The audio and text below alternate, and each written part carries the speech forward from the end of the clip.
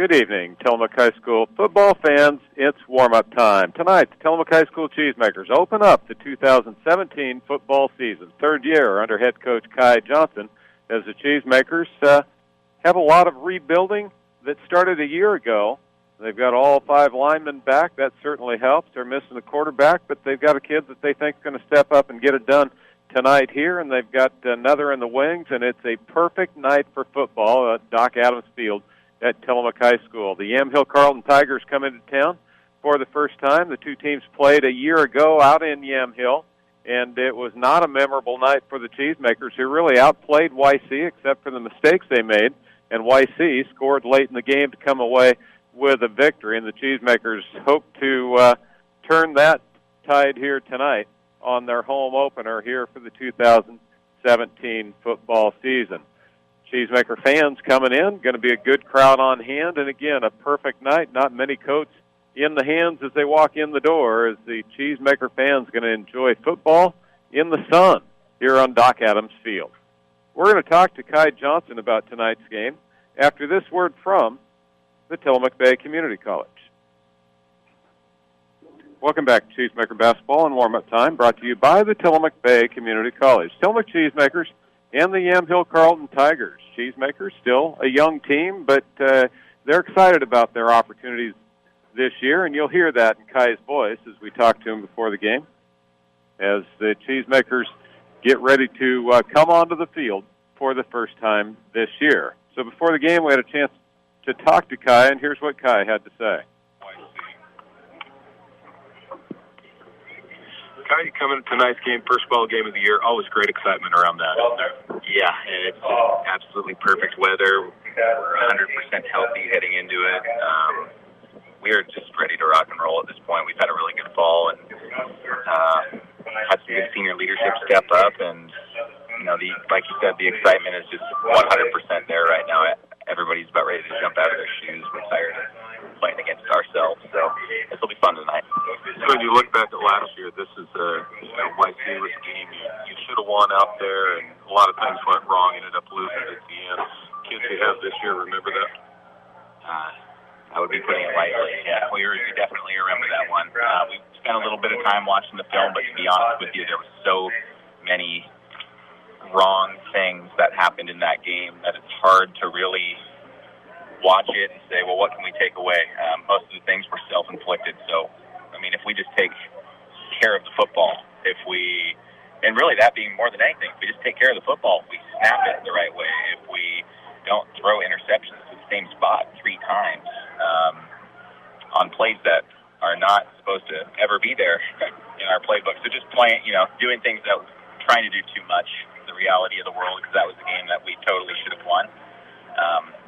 Our seniors, and we have so many then sophomores, now juniors, playing their first varsity game last year. So, for those that followed us through last season, we got a lot better as the season went on, and that has carried over into the off season. And this is, if we played ourselves, this group versus last year, I think it would be a thrashing.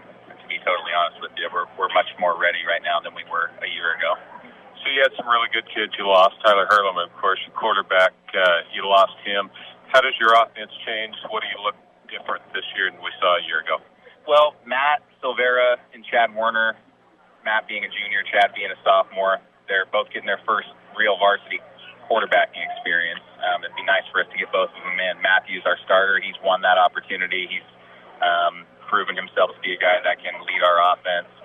And he adds a completely different dimension to what we've had the last couple of years, and that Matt is, basically a running back. He's not Tyler at 6'4", and he's going to stand back there and see everything, but, I honestly feel like maybe Matt is a little bit more geared towards an up-tempo running game. Matt can make plays with his feet.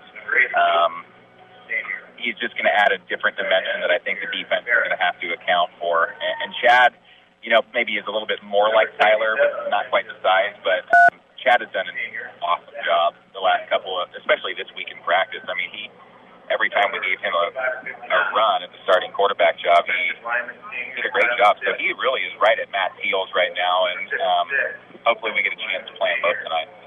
One of the things is that many games are won and lost in the trenches, and offensive line is going to be key to you. How do you stand there?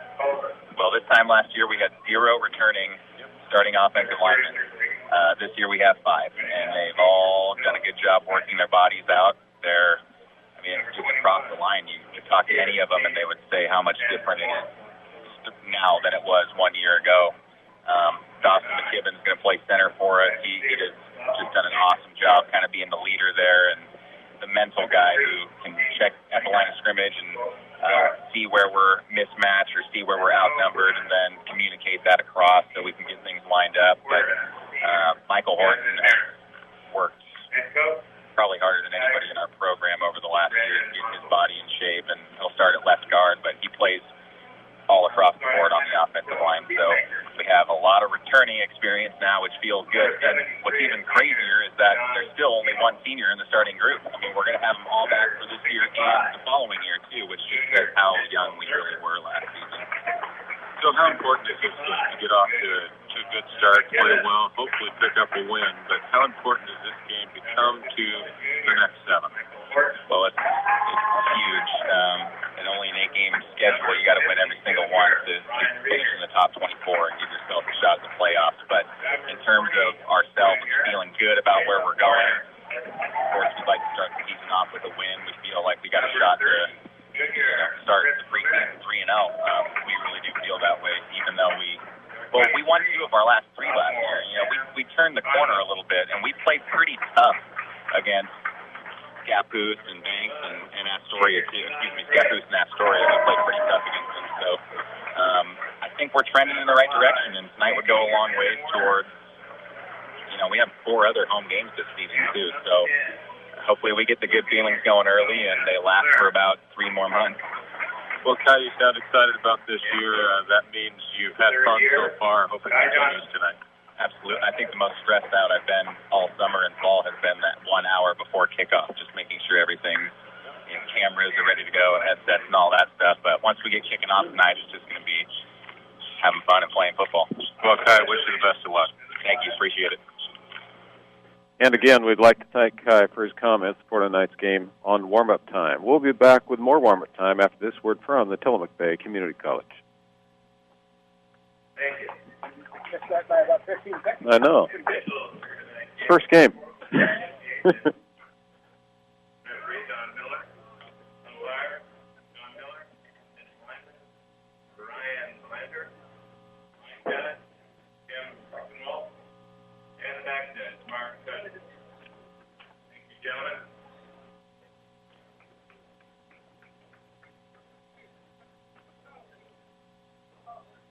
Welcome back to Cheesemaker Football and Warm-Up Time, brought to you by the Tillamook Bay Community College. Both teams open up the season tonight, the Tillamook Cheesemakers and the Yamhill-Carlton Tigers.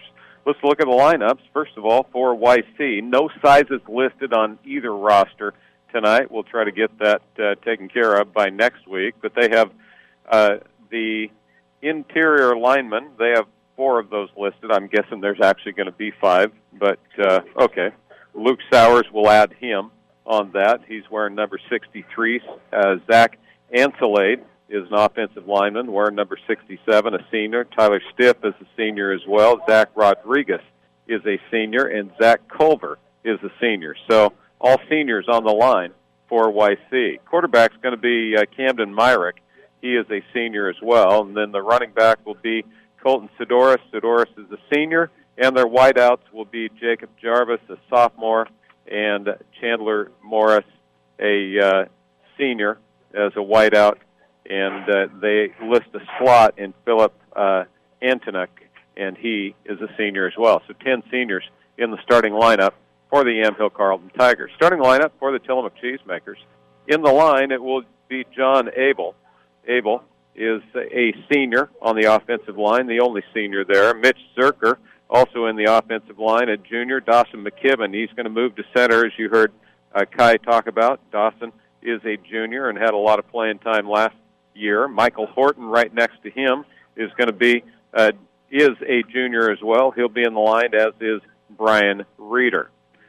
At the skill positions, first-time start for Matt Silvera. Silvera is a junior. He'll be at quarterback. The running backs will be Sean McCauley, who is a senior, had some great played last year, and also Caleb Warner, who played extremely well last year as well, this year at a fullback position. Their wideouts are going to be Eli McCray. McCray is a senior, and Chris Silvera, twin brother of the quarterback Matt Silvera, will be a wideout.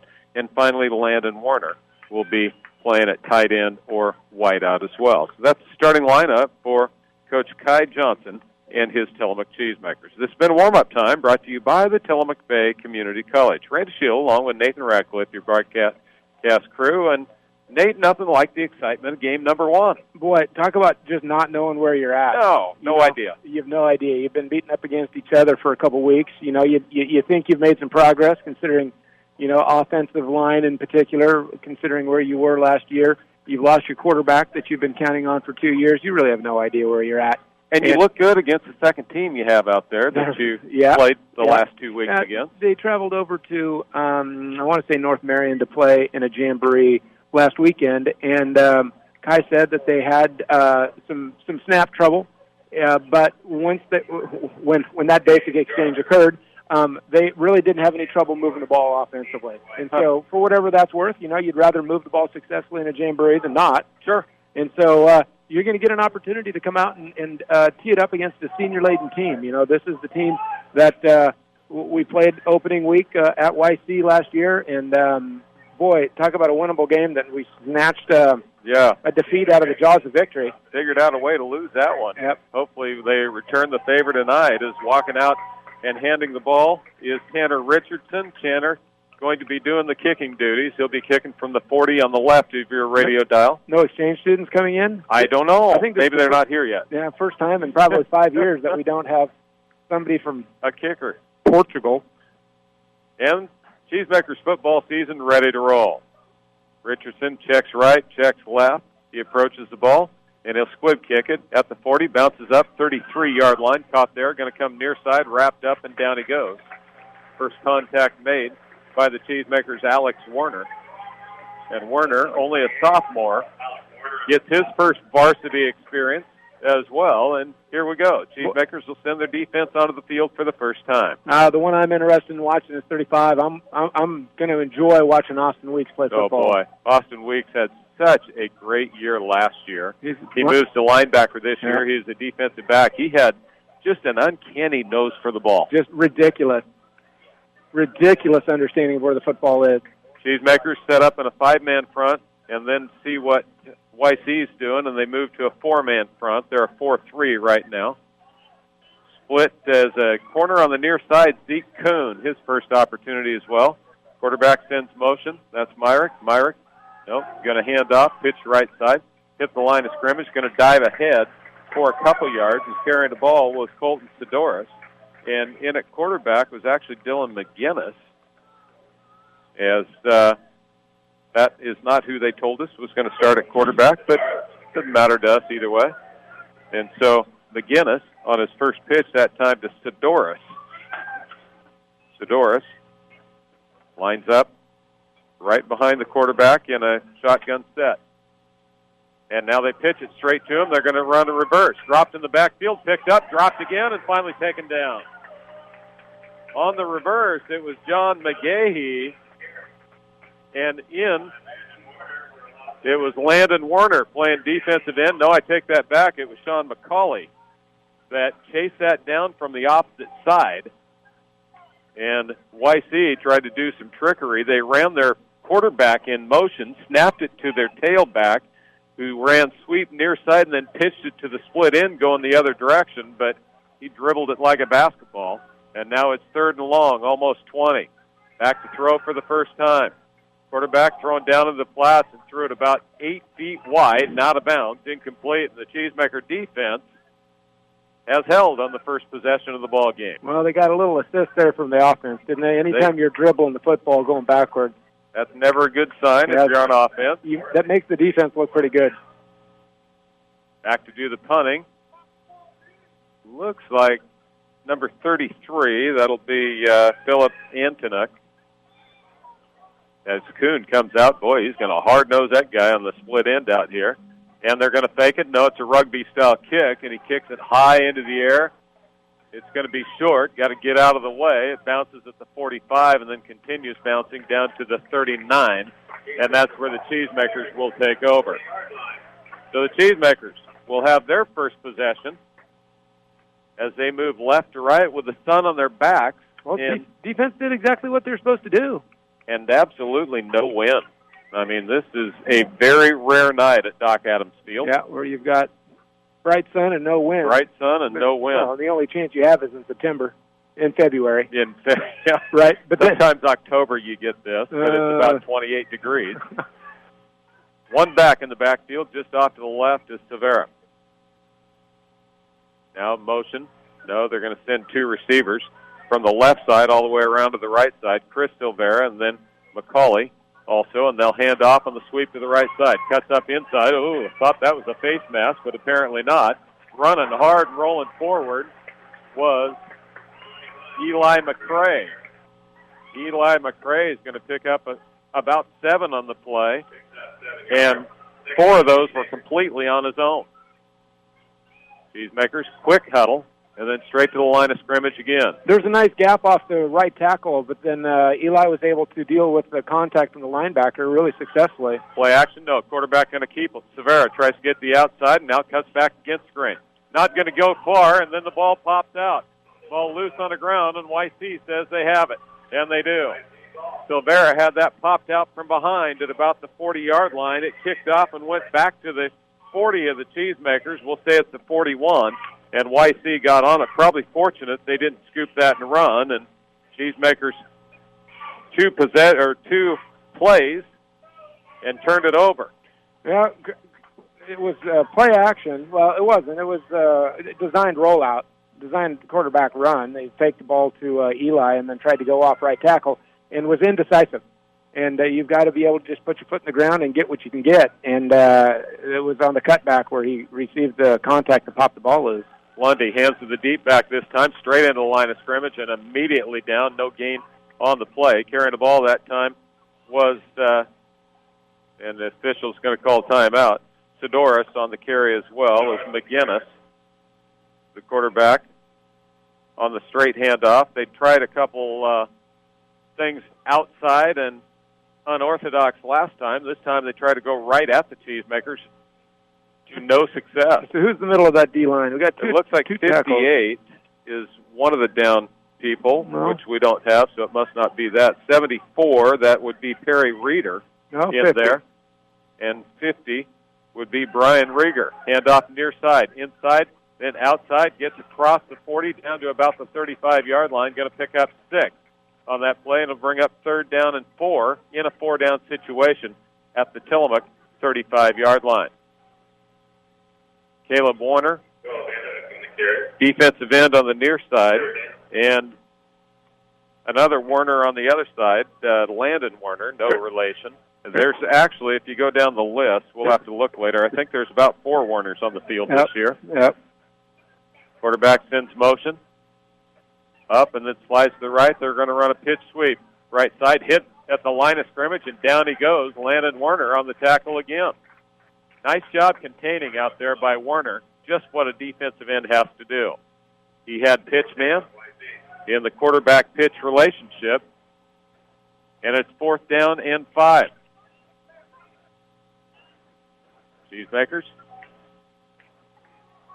Big 4th down play here. Second possession of the ball game for Yamhill. They try to draw him offside. Now look to the sidelines and call a play. Quarterback McGinnis steps back, looks again. He's going to go back to throw. Looks right, throws right, and it is complete. Just enough for the first down. Little curl route out inside of Chad Warner. Chad had about a 3-yard cushion on him, and they ran a 5-yard curl, picked up those 5 yards they needed, and that is the first down of the ball game for YC. 7:53 left to play first period, no score.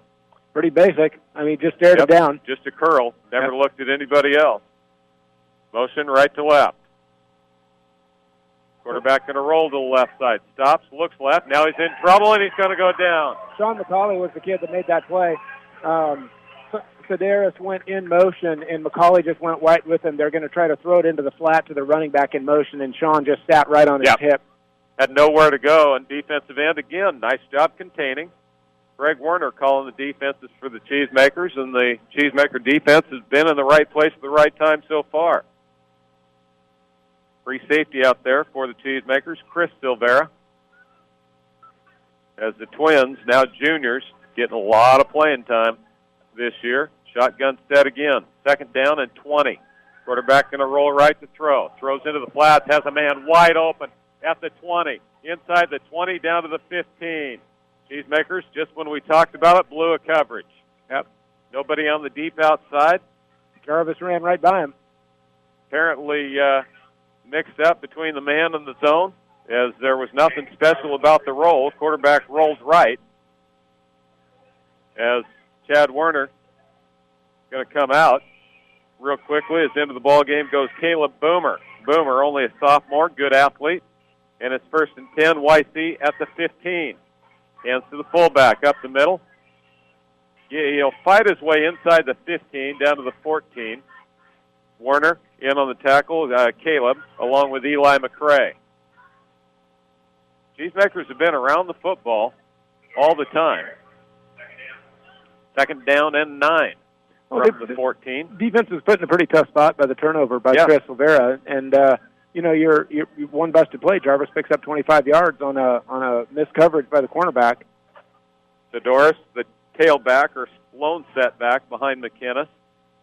They have a short wing on the right side. They're going to hand to Sedaris. Sedaris gets a kick-out block, goes down to the 10 and just inside to about the 9. Sedaris, pretty big back, as he doesn't run, he runs kind of tall. And it will be 3rd down and about 5, I believe. They're right behind a post from me. We'll say 3rd down and 4.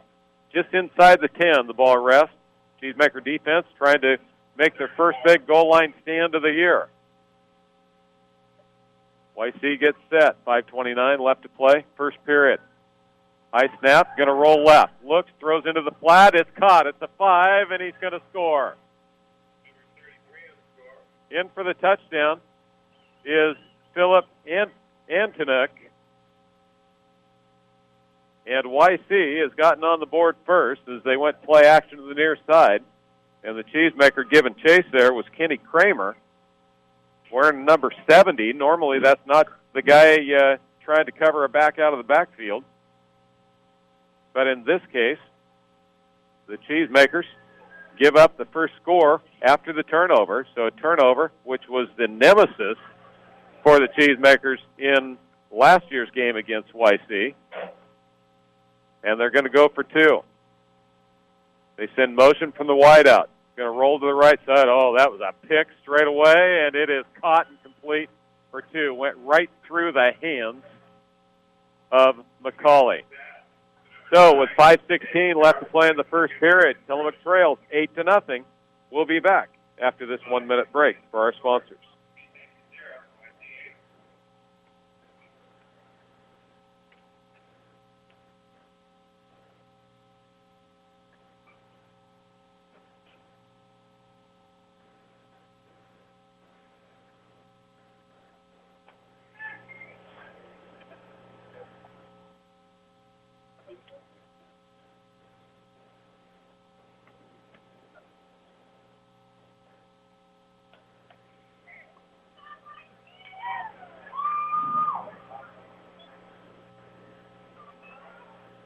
That's frustrating. Couldn't make the play. Yeah.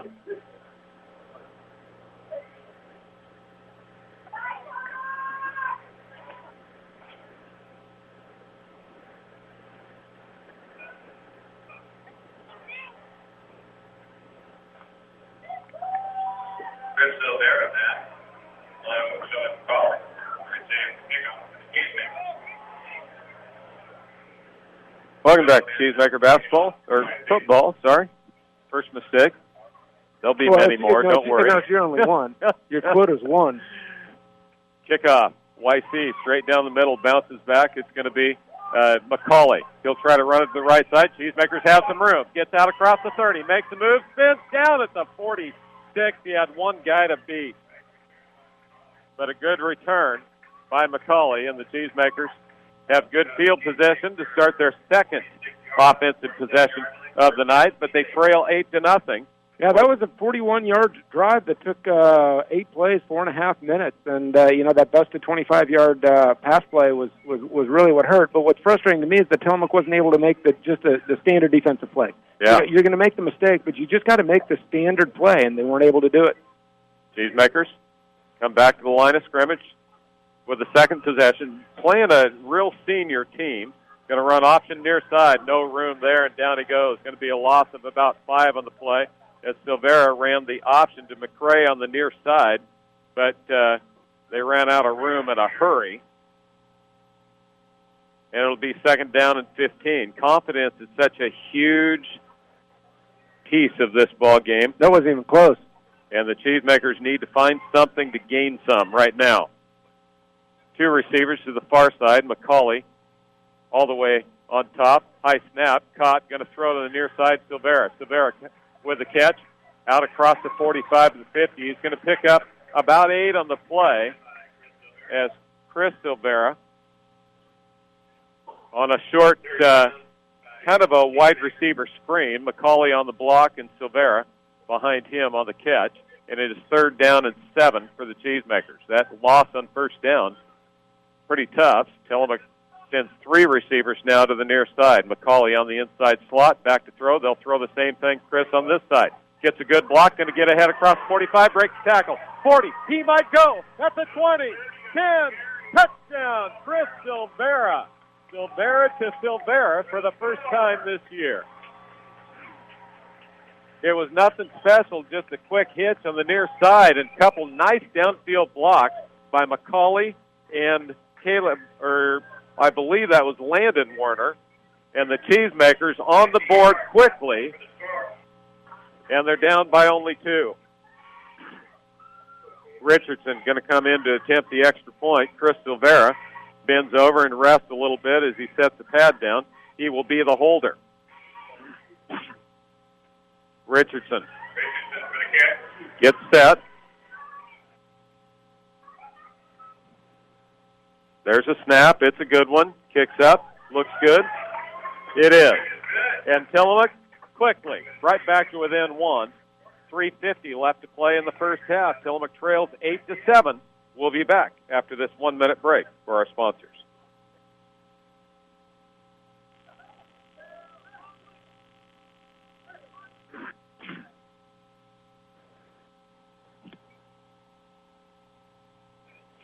In volleyball action this week, Cheesemakers have done pretty well.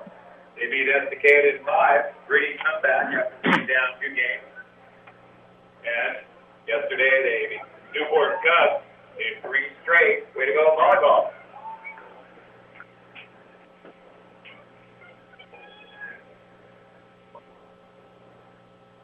Gary? The whole boys soccer 10-0. Over Junction City on Tuesday. Yeah, JC.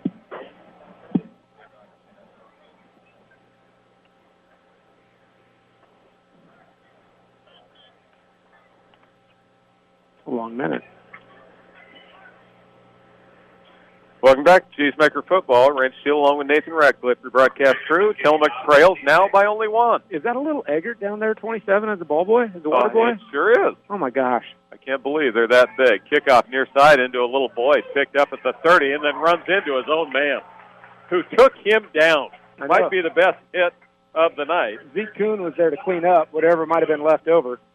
Yes, Kuhn was there, but he really didn't make the tackle. The guy turned right, and his fellow blocker thought he was going to turn left, and that made a pretty good collision. They both went down. The ball's going to rest just inside the 30 at the 29-yard line. Boy, nice scoring drive there. Sure was a nice way to return the favor, wasn't it? Minute 20, 3 plays, 54 yards. Especially after first down, you get yourself in a hole losing 5 yards, and then 2 quick screens to the outside to Chris Silvera, and he breaks the tackle and is gone. YC comes to the line of scrimmage in a 4-3 set right now. Going to hand to the tailback, Sidoris. Sidoris breaks one tackle and then goes back against the grain and goes down. He's going to end up losing a couple yards. Arm tackle by is that Perry Hurleman? Yep, Perry Reeder. I'm sorry, Perry Reeder had really nice penetration. Yep, spun him around and forced him back inside, and that really disrupted the structure. Tillamook doesn't have sizes. Perry Reeder's a big boy. He is. Only a sophomore. Shotgun set again. Back to throw this time. Looks right, throws over the middle. Ball tipped up and intercepted. It's Chris Silvera. Near side, 30, down to the 28, and the Cheesemakers have the ball back. Second turnover of the ball game. One apiece now, and the Cheesemakers in great field position after the ball got tipped by a linebacker, and the tip drill paid off because Silvera found it, picked it off, returned it, and the Cheesemakers in business again. If you ever want to know, Coach, why do we do this drill? God, this drill is dumb. It never happens this way. And it did. 3:01 left to play in the first period. Tillamook down by 1, but they have the ball.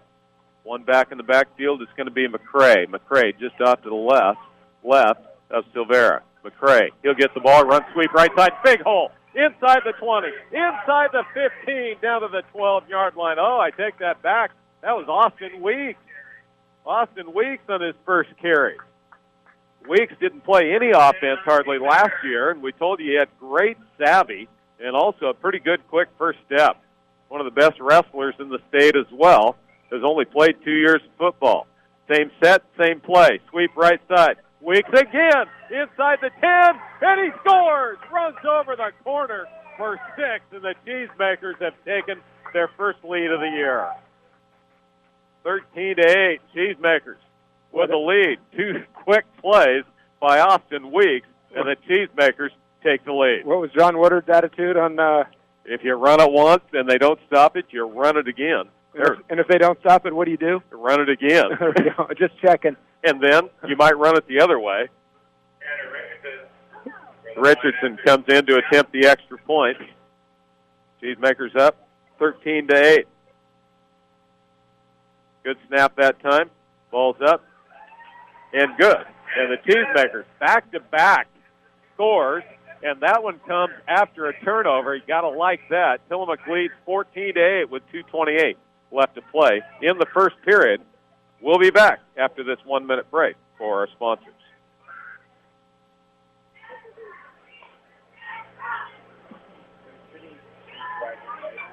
I don't know. Okay. 9 practices. Yeah. Roosevelt couldn't play their game because they didn't have kids. I saw that. So what's he play? Anything. He's such an athlete.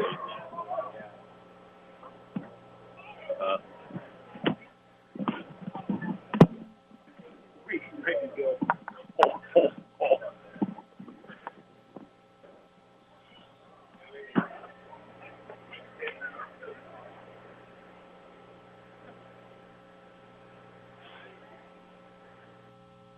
Oh, we have like 10 sponsors this year. Really? Oh, nice. Smith here. For the Tigers.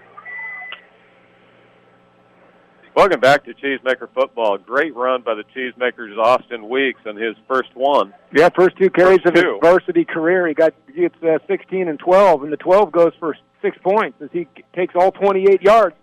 Kickoff right side, going to bounce at the 20, picked up at the 16. Going to try to return it to the right side. Got a little hole, but he slips down at the 27 as returning the kick there was Kaloka. And the Cheesemakers will go back on defense after just getting a turnover and then turning that into a 2-play score. Yeah, 30 seconds later, the bell's ringing, and that's what you like, man. Let's turn turnovers into points. Absolutely. Got to love that. And it wasn't trickeration. It was just flat out right at you. And the right side of that offensive line did a great job creating gaps, and Austin did a fantastic job of running through contact. So now YC, we'll see. I talked just a few minutes ago about momentum when Tillamook was down 8-0 and how important confidence is. And all of a sudden, the Cheesemakers playing with a lot of confidence on both sides of the ball. Quarterback going to hand. No, he's going to roll right and throws into the flats. Caught, and down he goes. Almost immediately, as coming out was McCauley. McCauley's been all over the field so far tonight for the Cheesemakers. McCauley, we saw great athleticism last year, transferred from Nestucca, and this year has really stepped up here in game number 1 and flown around very nicely. Second down for YC. Quarterback McGinnis going to come to the line of scrimmage with 2 backs with him in the backfield. He'll hand, no, throws outside screen. Inside, hit, popped right there. Nice job by Eli McCray. Eli McCray came out, and that wide receiver is going to think twice about coming in next time to his area. Jacob Jarvis, a sophomore, just got welcomed to the big leagues of varsity football. And that was a little bit of a pop, wasn't it? And it is third down and a long 7. You can do that to sophomores, but you can't do that to seniors from Banks. No. They're just going to shrug you off and just run right over the top of your free safety while we're at it. Quarterback going to roll right. Looks down the field, still rolling, now in trouble, flips it short. It's caught, but he's going to be short. Eli McCray, another big hit out there at the 35, but it's going to be short of the first down by 2, and it looks like YC is going to send their punt team on. 4th down and 2 from their own 35. Yep, they're going to come to the line of scrimmage. They've got different personnel in. I think it's still going to be a punt formation, although they're setting up short. And they were going to run that. They were going to run it, and instead they get an illegal procedure penalty. Yeah, I think they got a little nervous back there.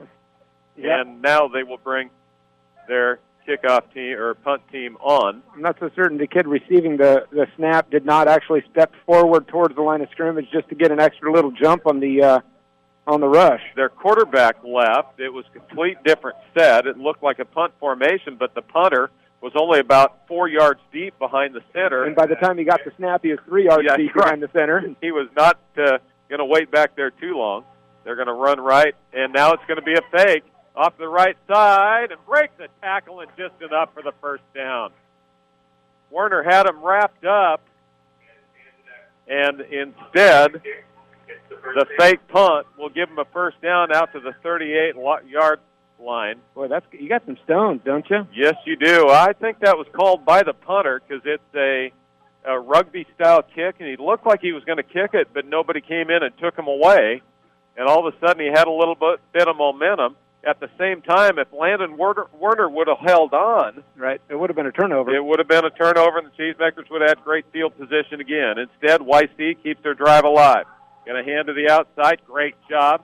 Eli McCray on the bottom, and on top for the Cheesemakers was Brian Rieger. So Rieger and McCray both make nice stops together, and that is the end of the first period of play. An eventful first period it was. Tillamook leads 14-8 after 1. We'll take this 1-minute break. We'll be back after this. Soccer action this week on Tuesday. The Cheesemakers beat Junction City 10-0 or 10-0. He's a soccer man.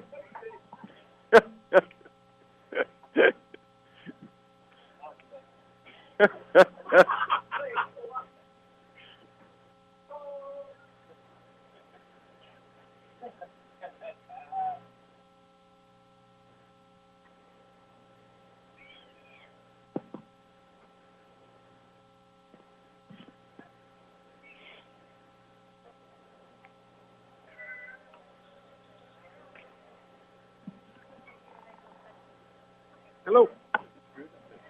Soccer team's playing on Thursday night. Defending state champions here. If it's Newport, yeah. Newport. Yeah.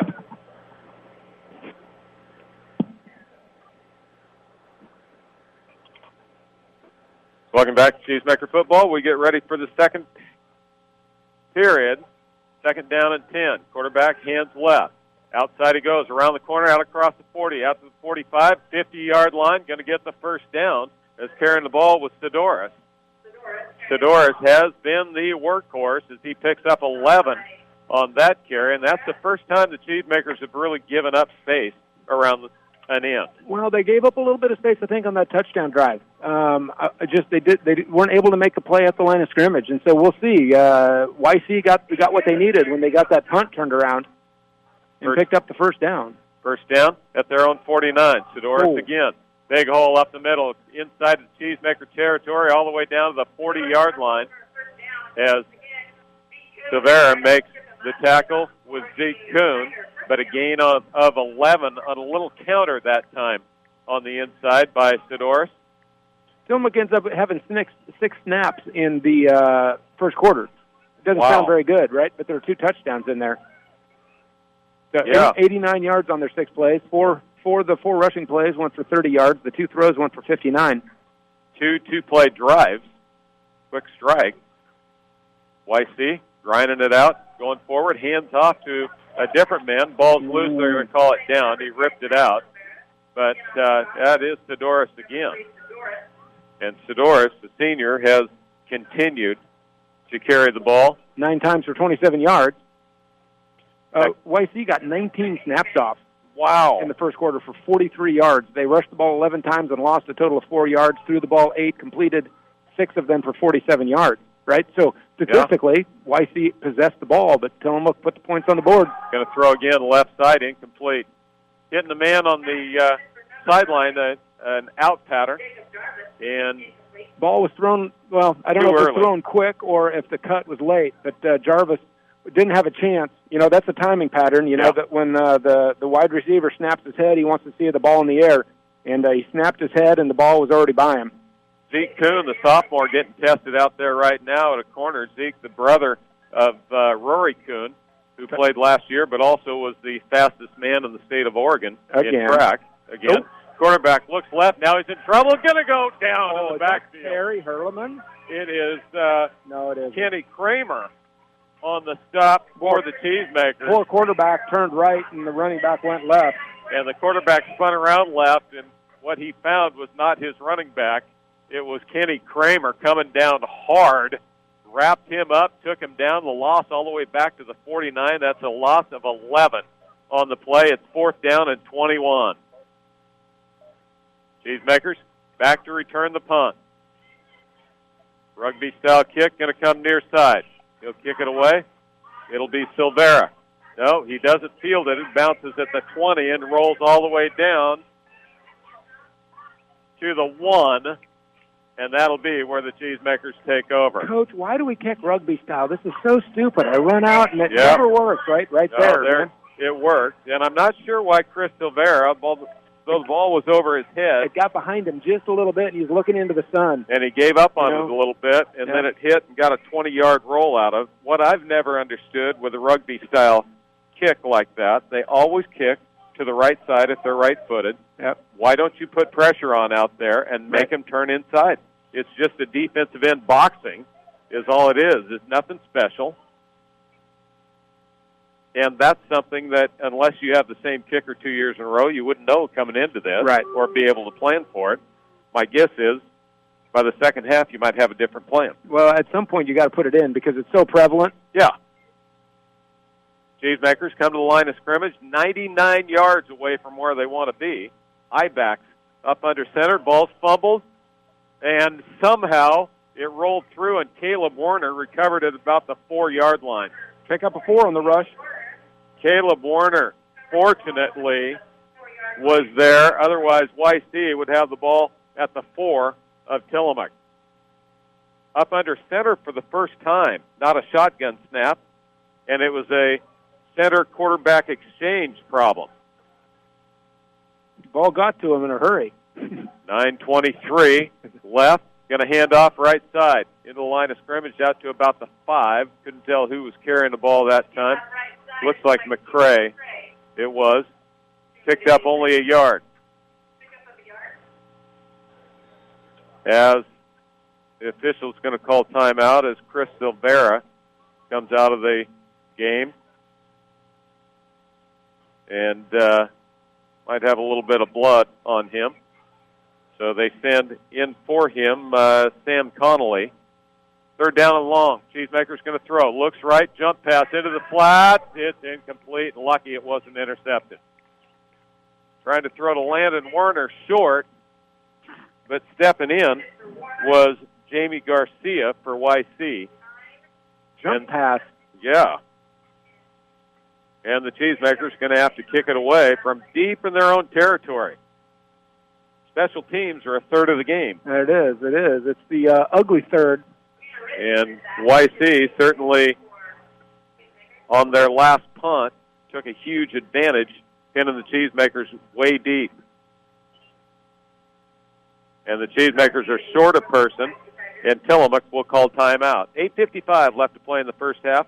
14-8, Cheesemakers by 6 here in the first period. We're going to take a 1-minute break. We'll be back after this.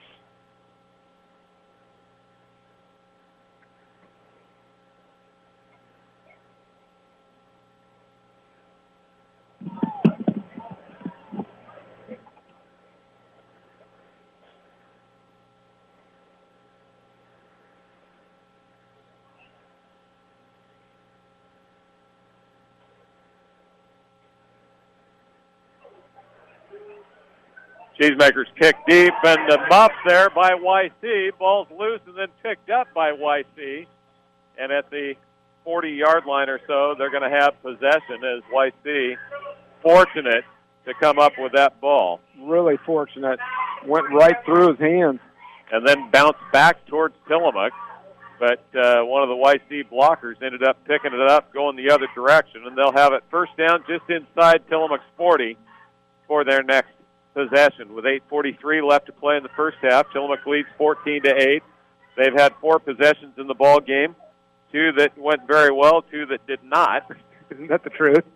1 turnover, and really, you know, you can't hardly blame that last possession only because they took over on their own one. Of course, they did have a fumble. They kept it, but that didn't help them either. Yamhill-Carlton comes to the line of scrimmage. They have a blocking back to the left behind the quarterback. Quarterback's going to look to throw. Throws it out into the flat. It's complete. Drugged down at the 33-yard line by Kuhn. Kuhn, as he took down the big tight end, Antonuck, after a gain of 7. Cheesemakers put good defensive pressure on the quarterback that time. The quarterback is just not in a hurry. No, he is not. Shotgun set again. They'll hand right side. Going to drive inside. Gets enough or close to the first down, I believe. Cheesemakers wrapped up. As Cheesemakers have a man down. It'll be, I believe, enough for the first down as Michael Horton is hurt. He's going to get up. And it looks like probably an ankle there. Horton, two-way starter. And having been a guy who's gone down with ankle injuries before, man, it feels like you're going to die. Well, boy, you know, I had the classic 47-year-old ankle sprain. Oh, boy. Camping. Those right? don't recover very quickly either.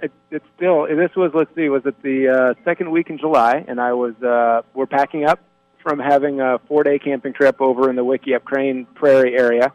And the campground, I'll say, is infested with chipmunks, actually golden-mantled ground squirrels, right? Yeah, and, chipmunks. Right, and if they were rats, it would be infested. But since they're chipmunks, they're cute, and you try to catch them in laundry baskets, right? It's big fun, but they dig holes everywhere. And I was sort of in a mood. You know, you're closing up camp. You're not necessarily being super thoughtful about what you're doing.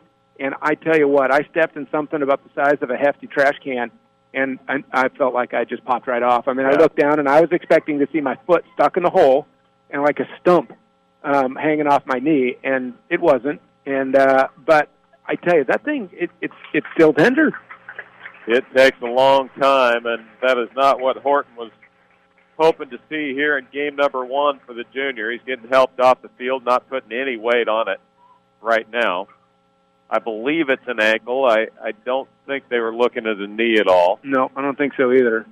And I'd say an ankle is better than a knee. Yep. Although it doesn't feel like it to Horton right now. No, it does not. No, they did not get enough for the first down. Short. It's going to be 3rd down and less than 1. And it's a shotgun set now. Goes left side, hit the line of scrimmage. He's not going to get a whole lot, I'll tell you. What. Was that Caleb Warner came up? It was Caleb Warner along with Chris Silvera as Sidoris. Direct snap to Sidoris, and they got absolutely nothing. And they gave him nothing. It is 4th and inches. And they come up with the same set again. Sidoris, who's just been the workhorse for him. Direct snap again. And he tried to draw the Cheesemakers off sides, and now Yamhill's going to call timeout. We'll take it as well. 7:24 left to play in a half. 14-8. Tillamook back in 1 minute.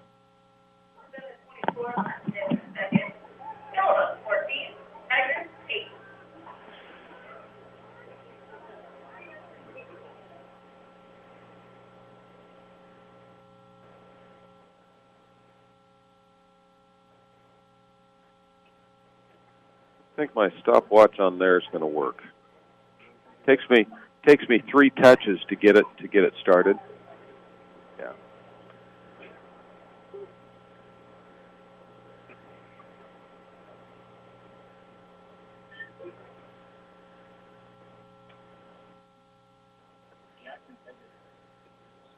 I know. He was just born. Oh, 2 years ago? Yeah.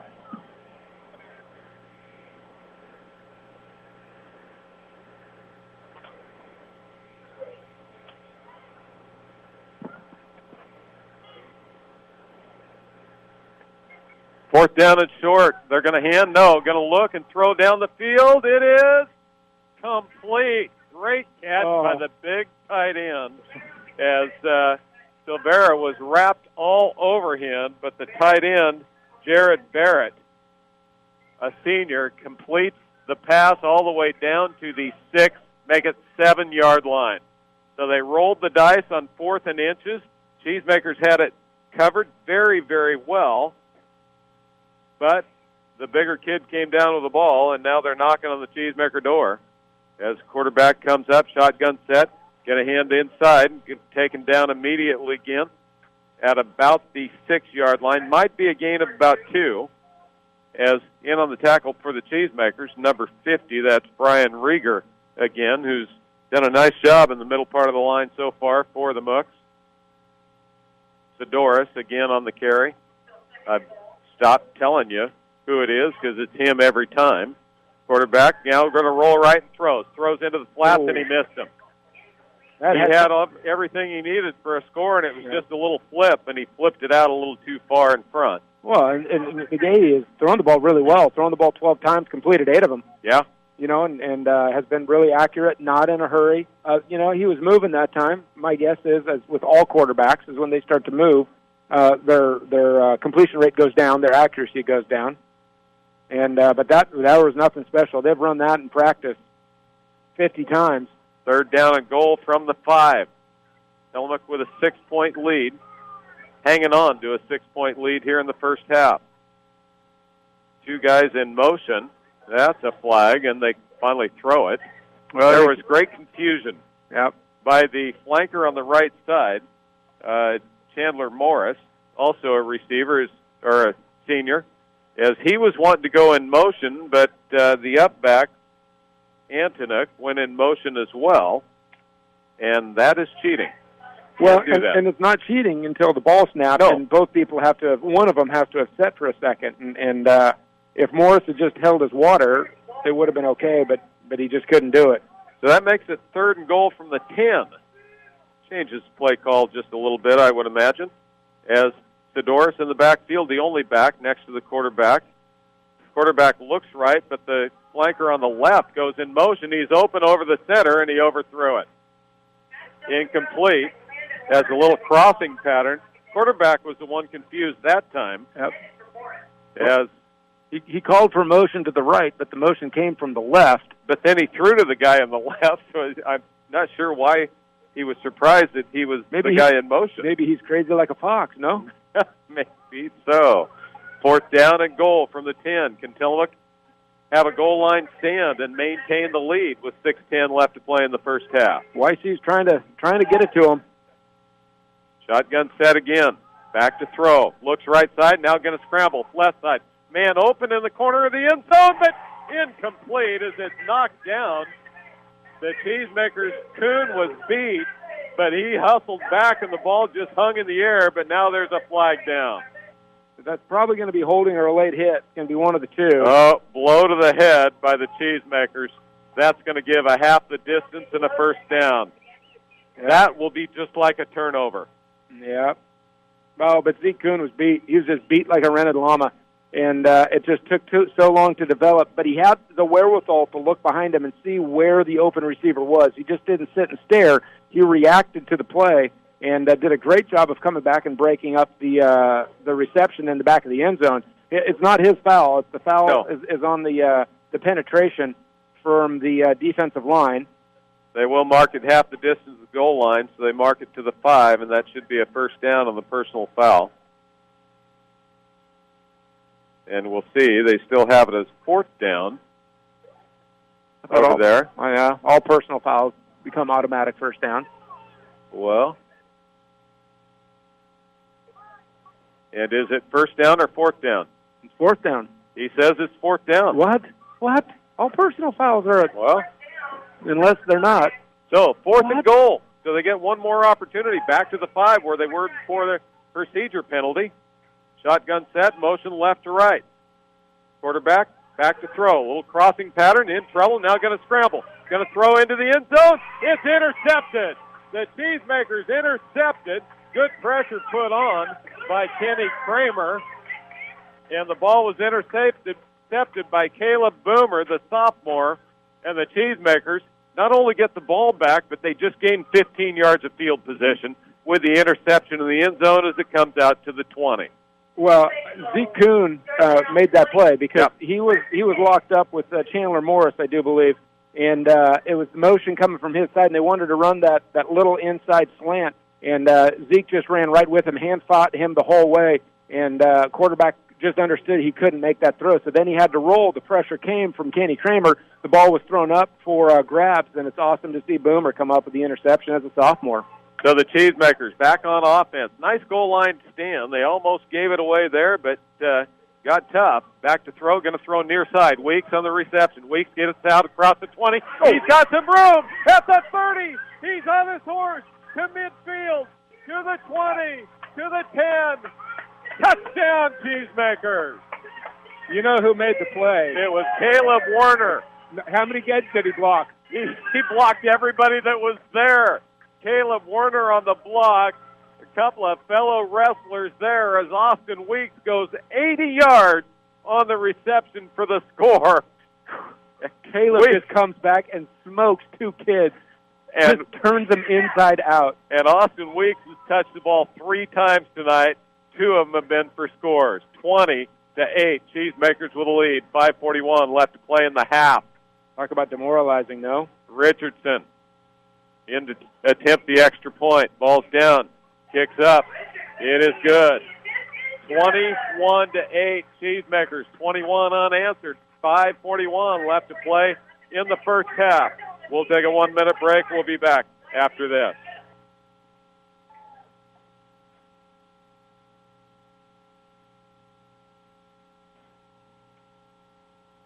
Wow. He's got some speed. Yeah, he's explosive. Like, he doesn't take him long to get up to speed. Yeah. Yeah, that was impressive. Yeah. Wow. He's not afraid of contact, right? Oh, that was impressive.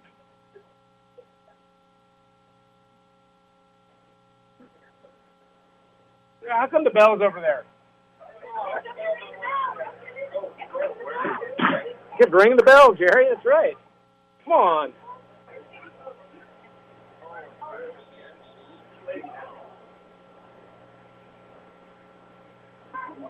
Wow, you talk about a swing. I know. They had first and goal at the 6. Right. Welcome back to Cheesemaker football. Cheesemakers lead 21-8. You talk about a swing there, Nate. That's not a drive. That's a play. And it was first and goal on the 6. Isn't that right? For YC. For YC. They have 8 snaps right there, and they couldn't get the first down. One play, boom, Weeks scores from 20. Kickoff, YC drops it, picks it up again at the 30. That's a lineman running the ball out to the 35, and he'll go down there. Staggering success, all things considered, when a 52 ends up with your kickoff return. So YC had first and goal from the 6. Cheesemakers held him, but then gave him one more play after the personal foul penalty. Cheesemakers then got an interception in the end zone, brought it out to the 20, and ran a little quick screen to the near side. Caleb Werner with the key block, and Austin Weeks. Explosive speed. Oh, absolutely. Just turned the Jets on. He's really quick from, he's kind of like a Tesla, from 0 to top speed. It goes pretty quick. But then he's willing to lower his shoulder and run through some contact as well. So YC, big change there, and it went in the Cheesemaker favor. Quarterback in the shotgun set again. Short motion coming to the near side. Oh, bouncing. He's bouncing towards the line of scrimmage. Bouncing towards the line of scrimmage. The most in that time was Fedoris. And that should be a 5-yard penalty against YC. And YC says, what'd we do? The near judge on the Tillamook sideline ran out and talking to the white hat right now. Oh, maybe they're saying it was on Tillamook. No, it can't be. I've already put it in the books. Well, normally if it's on Tillamook, it would not be a dead ball penalty. Correct. Right. You allow the offense the opportunity. Yeah. Nope, they're going to wave it off. Just joking. Okay. Wow. I would have said that guy was moving towards the line of scrimmage on his motion when the ball was snapped, which is illegal. Well, somebody must have disagreed with the side judge. Yeah.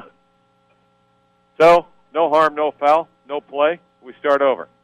First and 10 from their own 35-yard line, 36-yard line. Same play. Motion comes to the line of scrimmage. Now sideways. Quarterback going to run. Option near side. Dropped in the backfield. Loose. I think YC got it back. They did. Austin Weeks right there on top of it, along with Dawson McKibben. Do you really want to play go get the football with Austin? No. Really? No, you do not want to do that. Loss of 5 on the play. It'll be second down and 15. And well, they should have taken the motion penalty because they would have had first and 15 rather than second 15. No? Now the officials are talking again to this line judge on the near side. There were no flags at all, and now they're ready to go. A long first half of football tonight. Cheesemakers showing blitz by McCauley. They're going to run sweep to the far side. Up inside, across the 30 to the 34-yard line is Fedora carrying the ball. Weeks on the tackle. Just submarined him. McCauley was on the wrong side. He was on the dead run. Gain of 9 on the play. Third down and 6. Make it 7 from their own 39-yard line. Yeah, no, McCauley, that would have been an interesting collision in the hole if McCauley had come from the other side. Big play here. Cheesemakers want to stop. They run right, stop, throw it into the flats, wide open. Going to get the first down. Out to midfield, and down he goes. Going to pick up about 9 on the play on the reception. Cheesemakers have not stopped that play very well tonight, as flipping it short is Antonuk again on the reception. So they move the chains on a 3rd and 6 again with a play-action pass to their up back in the backfield. That's usually a linebacker's responsibility. Back out, but he was trailing. Inside, hit immediately, and down he goes. McKibben and Kenny Kramer. Kenny Kramer's done a great job so far tonight. Something's going to happen when Kenny's in the football game. Kenny Kramer. It may not necessarily always be productive, but something is going to happen. Tell you what, he's out-quicking his guy in front of him tonight. He is. He has been wandering around the YC backfield all night long. 3:30 left to play. First half, 21-8. Cheesemakers with the lead. 3 backs in the backfield. Quarterback, play action. Going to throw left side, inside screen, and got a little alligator arms there as coming in was Chandler Morris. And remember the last time Morris came in, Eli McCray gave him a whooping. And well, McCauley had a pretty good beat on him too. He did, and Morris, he did not want his hands above his head to catch that ball. And Sean actually made a play for the ball instead of a play for the football player, which probably turned out well. 3rd down and 11 for YC. 3 backs again, split in the slot on the far side. Fullback goes in motion. He'll go left, roll left, look, in trouble, going to spin around in the backfield. Hit once, hit twice, down he goes. McKibben was the first one in. After that, it was McCray and Kramer with the actual sack all the way back to the 38-yard line, going to be 4th and forever. And the Cheesemakers will get ready to return a punt with 3 minutes left and counting here in the first half. Just amazing what a little pressure can do. Oh, boy. You know, at the high school level. Causes panic is what it does. At the high school level, the quarterback is looking at one thing. Yep. And if that one thing isn't there, then, boy, I tell you what, any pressure, and it just comes apart at the seams. Very few high school quarterbacks have a 3-receiver check 1, 2, 3 route. And YC, I think, has one. Back, right side, and almost blocked. McCauley put the pressure on. Rugby-style punter. Silveris fields it at the 30. Gets some room on the near side. Racked up there at about the 38-yard line, and McCauley had that thing go right through his hands. Yep, right through the uprights. Dan Seaholm goes out, gives him a high five because McCauley did exactly what we said you needed to make an adjustment doing for that rugby-style punter, and the punter got it off all of a sudden because he saw McCauley coming with nobody else around. You don't want the punter making decisions. No. Right? That's exactly. He just needs to get the ball off his foot. And if you know where he's going to be every single time, then it seems like it's fairly straightforward to protect. It's easy said than done, though, right? Cheesemakers come to the line of scrimmage. They have 2:18 left and 63 yards away from pay dirt. Going to run sweep to McCray. McCray gets a block, breaks it up, breaks the tackle at the 40, at the 50, at the 40. He may go at the 20. Touchdown, Eli McCray.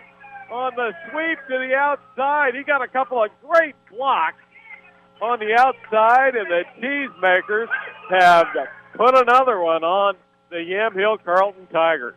Was that Zeke Kuhn that threw that block? Zeke was out there. I'm not sure if it was him. There were about 3 guys that picked up Tigers on the outside with a block, and the Cheesemakers have been a quick strike offense tonight as they lead 27-8 with 2:05 left to play in the first half. I was thinking how many timeouts we had in order to get... I know. Only needed one play, and it was on the ground. Richardson in to attempt the extra point again. Ball's down, kicks up, and it is good.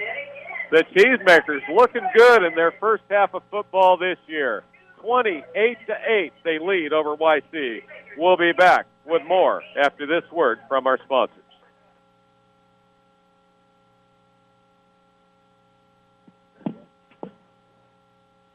Wow.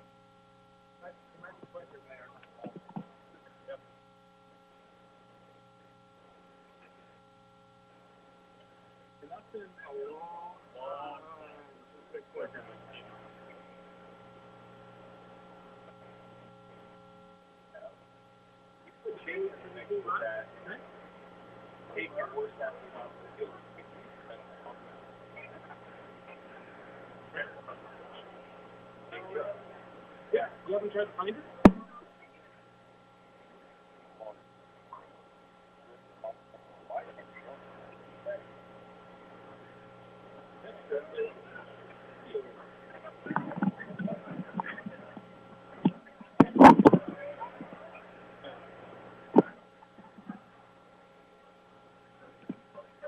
Welcome back to Cheesemaker Football. Cheesemakers on a roll right now. 28 unanswered. Gotta like that. That is 28 unanswered, isn't it? Man, 65 yards for Eli McCray. Nothing complicated there. One sweep with a bunch of good blocks. Fielded on the kickoff at the 35 to the 40, out to the 47, 48-yard line. And we'll see if YC comes out and tries to throw the ball in the final 2 minutes of the first half when they've just been shell-shocked here by the Mooks. They have to throw the ball. That's where their success has been. they've rushed the ball, I don't know, I'll probably say 20 times, and they have maybe positive 15 yards. Yeah.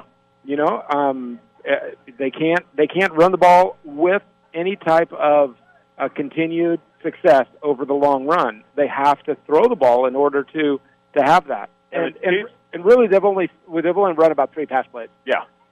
And the Cheesemakers had one breakdown defensively on a pass play, gave up about 25 yards. Other than that, they've been there. Interesting. Weeks is back to a free safety. Quarterback going to roll left and look, throws it out into the flat to the tight end again. Weeks, big hit there. A little lower next time, Austin. Yep. He got a little high. He got him right up around the shoulder pads. His tight end caught the ball. Philip Antonook. Antonook's going to pick up about 5, make it 4. Now they'll mark it out to 5 on the play. Austin Weeks, he just flies around out there. Just a complete disregard. Second down and 5. YC going to roll right to throw this time. Throws into the flats. Complete. Oh, McCauley jumped the pattern. It was caught on a great catch by Jarvis. He only picked up about 2.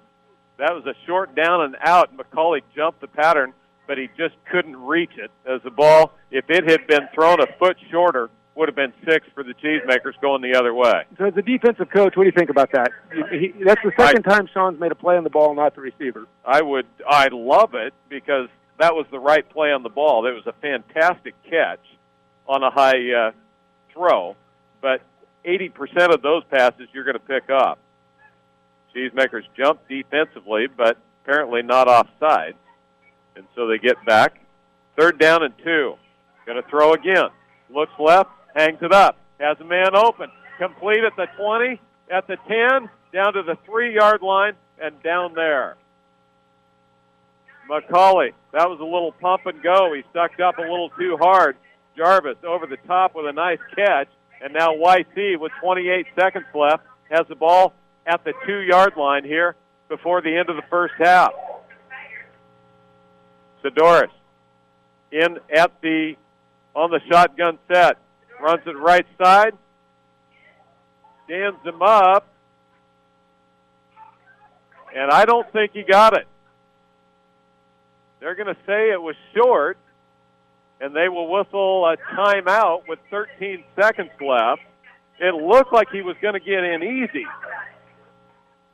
but they're going to mark him short just by inches. And now YC has called the timeout. Coach running down there with 13 seconds left in the half and a 28-8 Cheesemaker lead. And the Cheesemakers going to have to go into the goal line defense there. See, and the play that Jarvis just had to get down to the 2-yard line, it was a double move. It was a pump to go, right? And you've got a kid who's making plays on balls, not on receivers. Yeah, that was a nice play, right? But what you're doing is you're taking a tendency that a kid has, which is to jump a route, and you're going to use that aggression against the kid, right, on that pump and go. And that's why, I, as a defensive coach, I prefer that you make a play on the kid and not the ball, because then that play is less effective against you. Sure. And that's your vulnerability. I know. But also, you don't want to take the aggressiveness away from your hitters. That's why I didn't press when I became later on in my basketball career. You also, exactly. I'm unwilling to give up the downside for gambling defensively. You also should have had a free safety there on that looper over the top. 2nd down and goal from just inside the 1, and they're going to set 18 seconds on the clock. And I don't know if that's 18 seconds or 0.18. I don't know. There we go. And it is 2nd and goal from very tight. Going to dive in left side and in for the touchdown. So Sidoris finally gets in, and the Tigers have righted the ship finally after giving up 28 unanswered. And they've got a score of their own here right before the half, and it is 28-14. Last time they went for 2. We'll see if they do the same here this time with 16 seconds left to play in the half. They will. They bring their offense on the field. Nice to see that Tillamook has a kicker. He had consistent kicker. Yep. we've had years when that's been a struggle, and Cheesemakers have looked pretty solid and fundamental in the kicking game so far tonight. They will go for two as McGinnis, the quarterback, sets up left to right as motion. And it is a delay of game against YC. YC has run that same play. Sidoris, the same motion. Sidoris lines up behind the shotgun quarterback. Sidoris, who's touched the ball about half the time that YC has run a play. How can you have a delay game on a two-point conversion? Because as a coach, don't you only have about 3 plays that you'd run a two-point conversion on? Yeah, you do. But right? They took a long time getting the play in, so choosing A or B was a challenge. Ball goes out to the 8-yard line now. Quarterback going to look left. Pump fake. Now he's going to roll the left side. He's going to keep it himself. There's a flag down. He throws it in, and it is complete, but it should be a holding on the near side. How did Morris get that wide open? The quarterback tucked it under his arm and ran. And because Morris was all by himself. Austin Weeks is having a conversation with Zeke Kuhn, but God, isn't that beautiful? That is just senior leadership right there. That is. Right? That's just a senior going over to a sophomore saying, look, here's how we do this, right? Quarterback did a nice job. Savvy tucked it under, was going to run, and then all of a sudden when he knew there was nothing right that was going to happen there, he flipped it down into the end zone for the two-point conversion. But the only reason he had time to do that was the guy held him, which got him around the end. And so the ball's marched back now to the 16-yard line. Not the 16-yard line for the Tigers. No, the holding happened about the 14, and now it's 10 yards from there, and so it goes to the 24. Still a two-point conversion, which started at the 3. And so quarterback takes a snap, going to go back to throw. Looks left, now going to scramble left, throws over the middle, complete, but he's got a long ways to go, and he's down at about the 15, and that will be a no-good two-point conversion. And with 16 seconds left to play in the half, we'll go ahead and keep this one right here as YC is going to kick off. And I don't know, Tillamook going to take a knee or are they going to run a play? They've scored on about half their plays this half. They really have. Let's see, let's just count snaps here. So there's 4 plus 3 is 7. 7 plus 3 is 10. So they've had a total of 10 snaps with 1 incomplete, so 11 snaps. In the half? In the half. And they have 4 touchdowns. Wow. So time of possession, highly overrated? Highly overrated. Because it has not even been close in time of possession. 16 seconds left. Well, Kai's going to get a lot of opportunity to look at his defensive structure when he goes to watch film. Yeah, no doubt about that. He's not going to have a lot of opportunity to see what his offensive flow and play calling and things like that.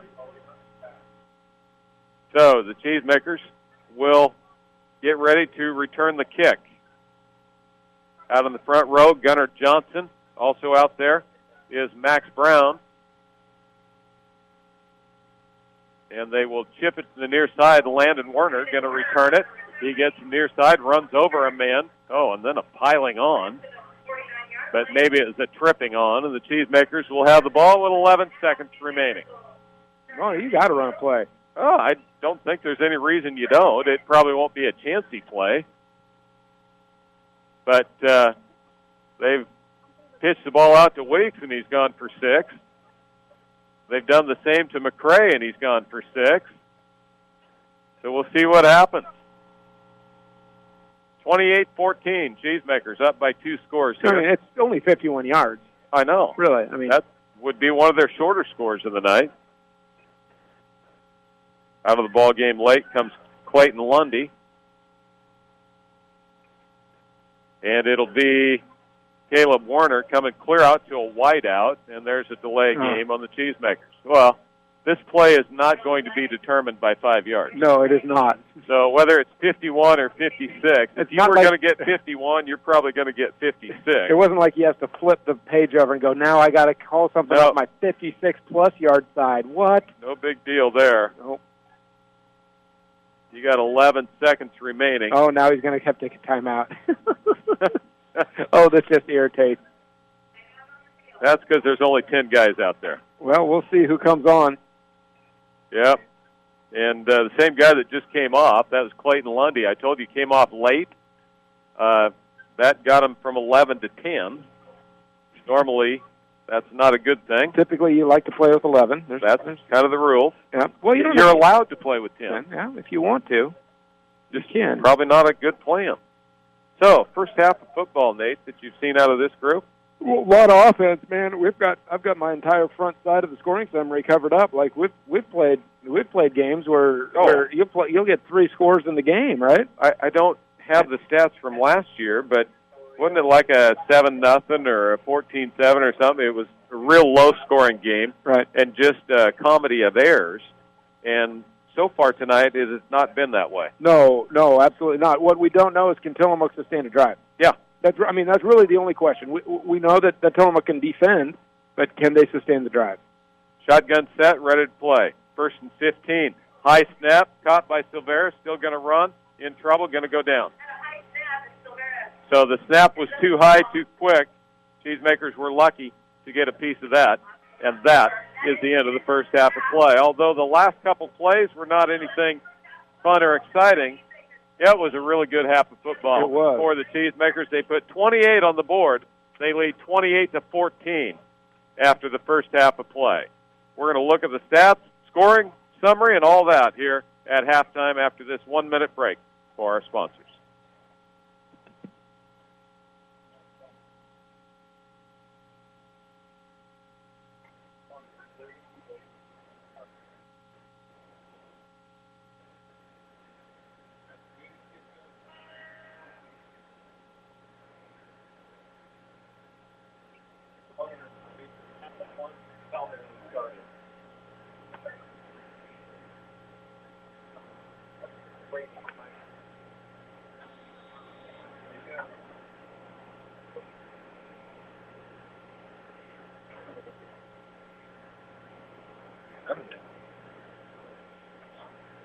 You got us.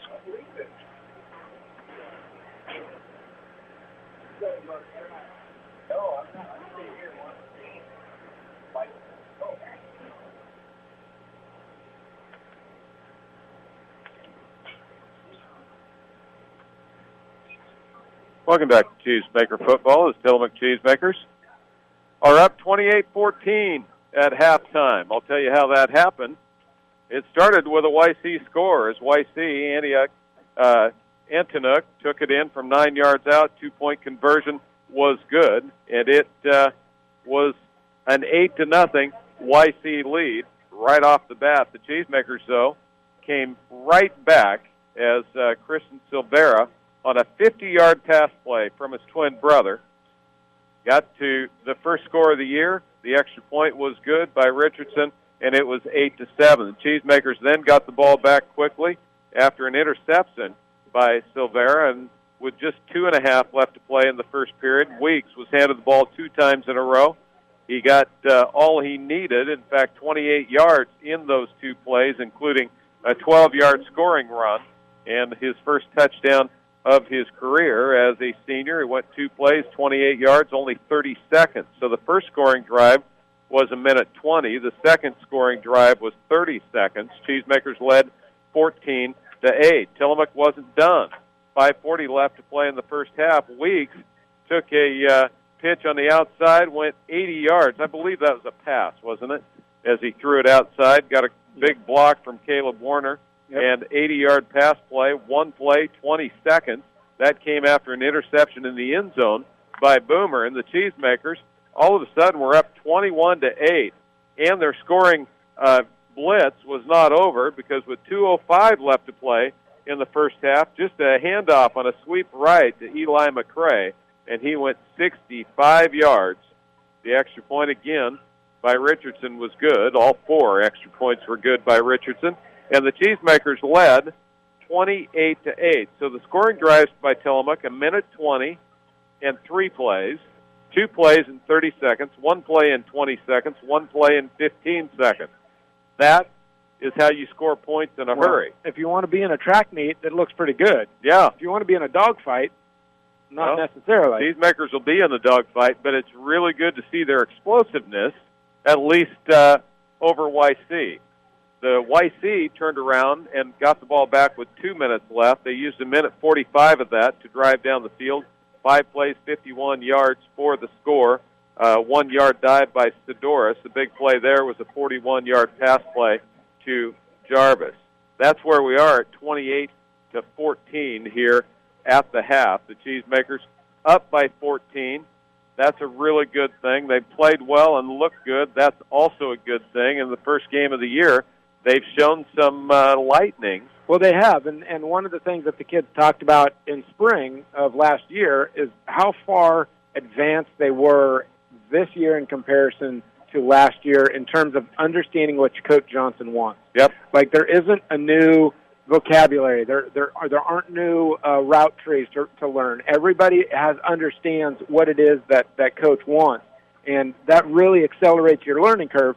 You put a couple dynamic athletes out on the field, and then you can get 4 touchdowns in a total of 11 plays. You know, I came into this season knowing what we lost last year and really questioning if Tillamook would be terribly competitive, and they've looked really good. And I really turned my head when Kai said in the interview before the game that if this team had played last year's team at this time, it wouldn't even be a contest.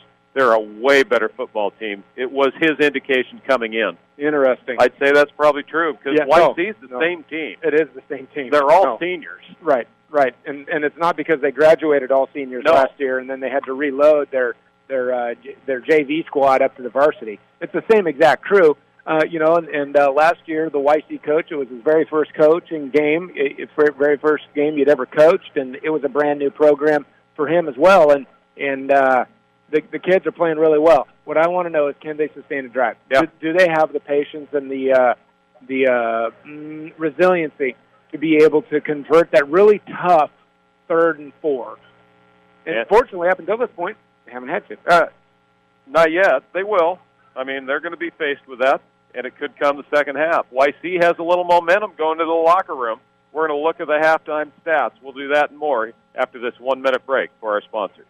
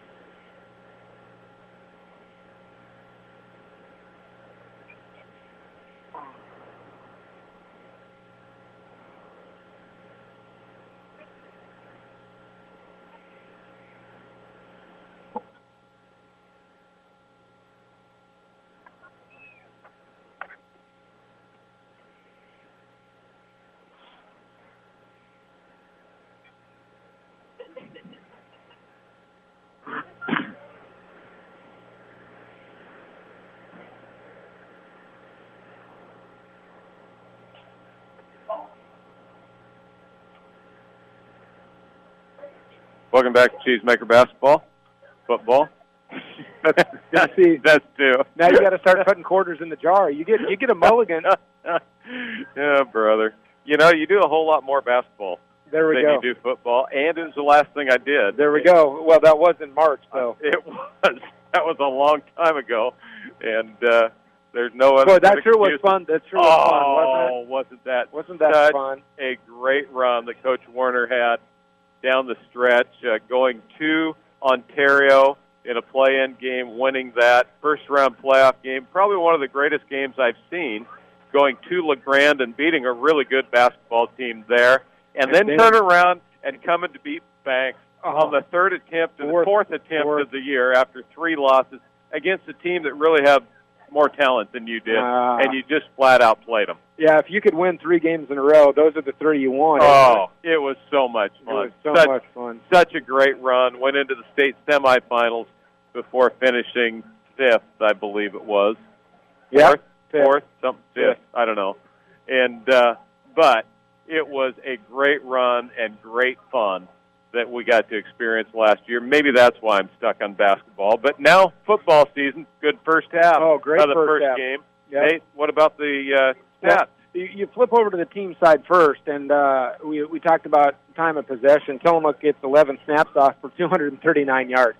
You know, and you do a quick little arithmetic there, and that's a lot of yards per touch. As the 7 rushes go for 100 yards, the 4 pass attempts, 3 of them are completed for 139 total yards of offense, and there it is. YC, on the other hand, gets 42 snaps off in a half of high school football. That is just unheard of. Entire games go by, and you'll get 42 snaps. So 42 snaps in the first half for 142 total yards. 24 rushes for only 7 net yards, and that's because they lost 10 yards 3 or 4 times as pressure started to get in the way of their offensive structure. Threw the ball very well. Threw 18 times, completed 12 of them for 136 yards. I think you're going to see that pass completion rate go down because really they're only running about 3 different pass plays. And you should get used to those. You should get used to them. And I think Tillamook is going to make the adjustment. Individual stats, Sidoris is, let's see, he has accounted for most of the yards as he has 41 carries. 41 carries. That'd be like a record or something. How about 16 carries for 41 yards? Antonook has 11 yards on his 3 carries. Antonook has also caught 5 balls for 33 yards. And all 5 of those catches are the same exact play. Comes in motion, chops down, comes out into the flat, easy pitch and catch, and we go from there. Morris has 2 catches for 7 yards. Jarvis has 4 catches for 73 yards. And Barrett has 1 catch for 23 yards. As YC, again, has had the success in the air, not on the ground. Tillamook Cheesemakers, on the other hand, Eli McRae, 4 carries for 68 yards. Austin Weeks has 2 carries for 28 yards. Caleb Warner has the fumble recovery for 4 yards. And that's the rushing total. Chris Rivera has caught 2 balls for 59 yards, and Austin Weeks has caught a ball for 80. And when you put it up that way, Tillamook puts a lot of points on the board and not many plays. Can they sustain a drive? Cheesemakers lead 28-14 here at halftime. It's nice to see the Boosters Club concession stand. Really a nice place down there in the northeast corner here at Doc Adams Field. Built all by volunteers over the last 6-7 months, something like that. All volunteers? Yeah. Really? Yeah, they did a great job on that. I know Chrissy Weber and her husband, and just a whole group of them, really did a nice job on that place. And if you get a chance to go by it, it's a well-done concession stand. It's an actual building, and it looks nice down there. It'll be used, I'm sure, for years and years to come here at Doc Adams Field. Cheesemakers lead 28-14 at the half. We'll be back with the start of the second half after this 1-minute break for our sponsors.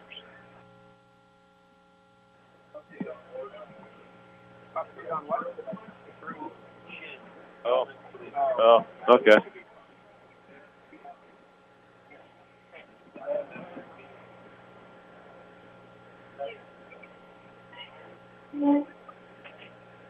Did youth football just crawling out of the scenes with kids?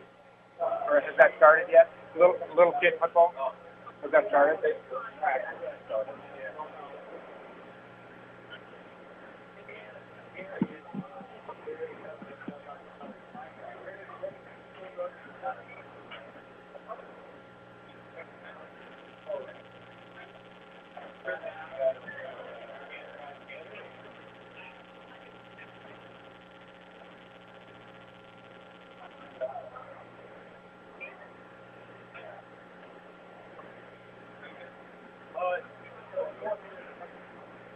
Welcome back, Cheesemaker. Football is the Cheesemakers lead 28-14. Other sports, Nate, pretty good week. Well, boy, I tell you, volleyball had 2 matches this week, Tuesday, Thursday. They played Estacada at home, and Estacada, I watched the first set, and I knew it was going to be a Donnybrook. I want to say Tillamook lost the first set, 25-21. And then they turned around and lost the second set and then won the next 3. Yeah. And ended up winning in 5. And Tillamook has a really interesting group of young women playing volleyball this year.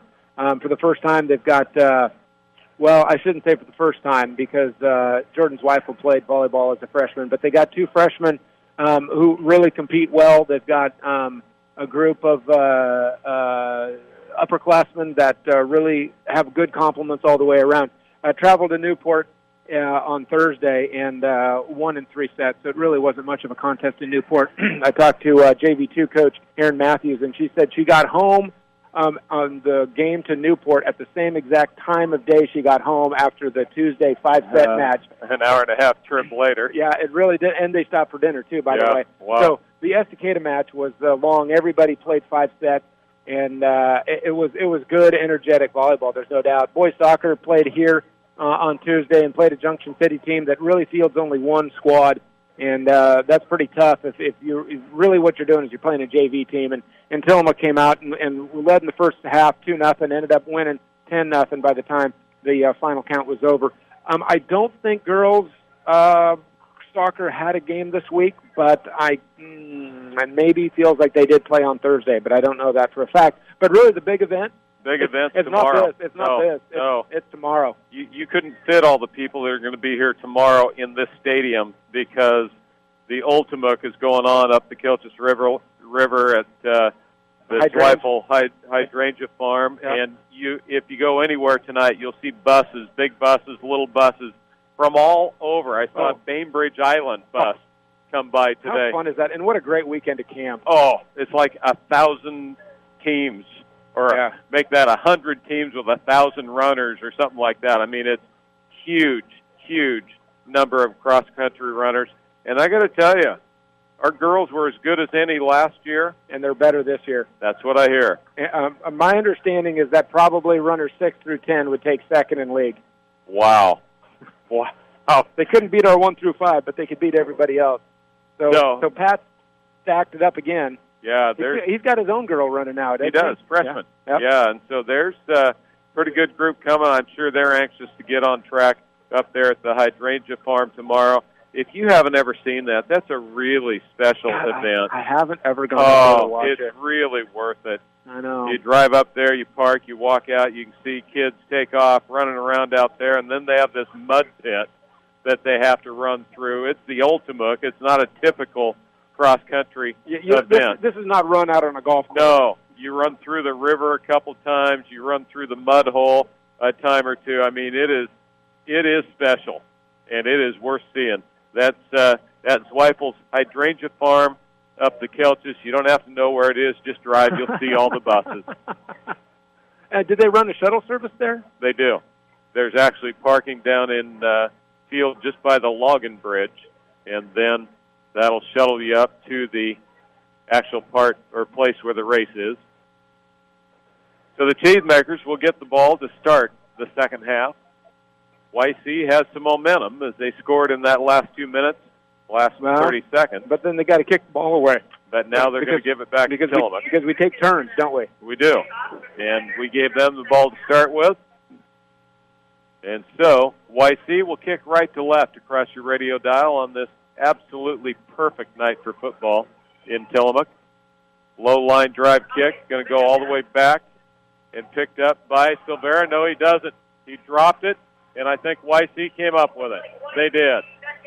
At the 25-yard line. Oh, that's disaster.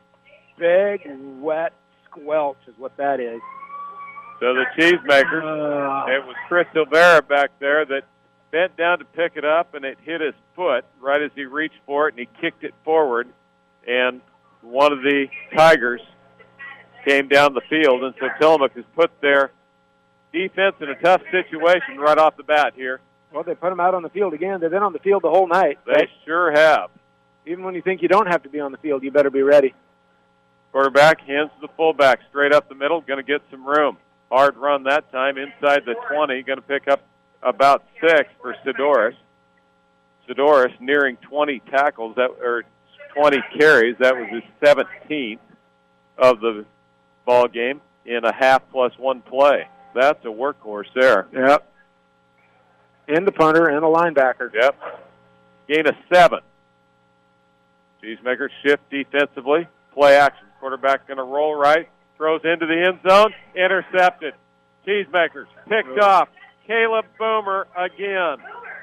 And wisely took a knee. Heads up play by the sophomore as he gets his second interception, and the defense Well, needs to get a whole bunch of pats on the back Yep. from the offense. Yep, absolutely. Right there, it was just miscommunication between wide receiver and quarterback. Quarterback threw a go. I don't know, not a go, but the receiver ran a stop. It was kind of a skinny post that he was running from the wide out on the right side, threw it into the yellow Tillamook Cheese end zones. And the receiver tucked up on the goal line. And it was just almost a fair catch by Boomer on that one. Just don't drop it. And the Cheesemakers have the ball back at their own 20. They'll hand off near side. Going to move to the outside, spin. McCauley tripped up and down at about the 19-yard line. Going to lose one on the play. Caleb Warner wisely came in to make a crackback block and just held his hands up and screened off the player there so he didn't get called for a clipping. Yeah, there's rules about how do you engage, especially outside moving in. Yep. And the block has to be engaged with open hands. Kuhn all the way out to the left side. Warner inside of him. They'll hand off. Flips off. McCauley runs out across the 21 to about the 23. He'll pick up, almost 6 on the play. Kept working to the short side of the field. Actually running off guard right, but had to kick it outside. His penetration caused him problems. It'll be 3rd down and 5. Tillamook has not gone back to that quick screen. Yep. Here's that tough 3rd and 5, right? Absolutely. 3rd and 5 for the Cheesemakers. Silvera splits wide to the near side. Landon Warner right inside of him. And they'll look left. No quarterback draw. Going to get the first down straight up the middle. Nice play and a quick run by Matt Silvera, the quarterback, and he'll pick up 10 on the play. See, that was decisive. Very decisive. Last time they ran that, he was not decisive. So the Cheesemakers, you wanted a 3rd and short. Can you get that done? That time Matt Silvera did. As the Cheesemakers pick up the first down, leading 28-14, 3rd period. Kuhn goes all the way out to the left, one back in the backfield. This time it's going to be McCray. McCray takes a handoff, gets hit in the line of scrimmage, but breaks that tackle and gets about 3 more than he should have. I think that's Weeks. Oh, it is Weeks. So Weeks kept his balance. He'll pick up 3 on the play, which is 3 more than he should have had because the linebacker stunted dead square into that run. Yep. But 2nd and 7 looks a whole lot better than 2nd and 11 than the Cheesemakers. Same set again. Play action near side. Silvera to Silvera. Slides inside across the 40, dives out to about the 43-yard line. Nice little block by Landon Warner. Warner did get out. Made contact, which is really what you have to do as a split in. It's going to be 3rd down and 3 this time for the Cheesemakers. They will go 3 receivers to the far side this time with Kuhn, Caleb Warner, that'd be his dad, sorry, and Severus on the inside. They look over for a play. Weeks in the backfield. Showing blitz. Whistle. And it is illegal procedure. I didn't see it. I didn't see it either.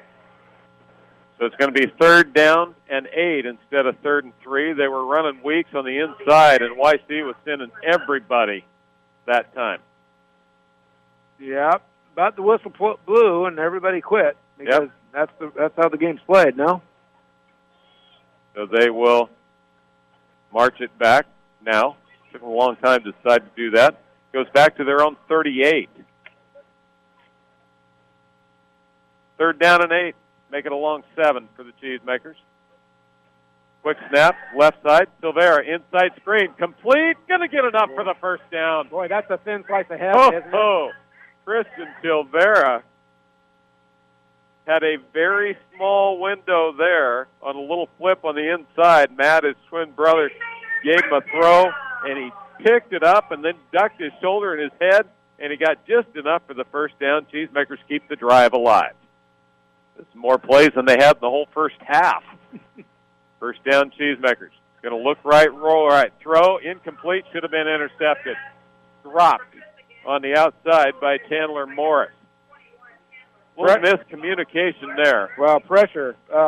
Just the wholesale blitz by the linebackers of YC put pressure on Matt.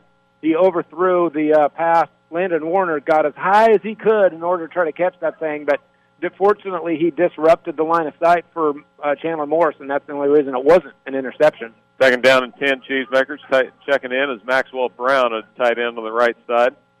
Caleb Warner comes out in a slot on the near side. It'll run sweep, and down he goes. McCray stunting through again, and causing all kinds of problems is Antonuck.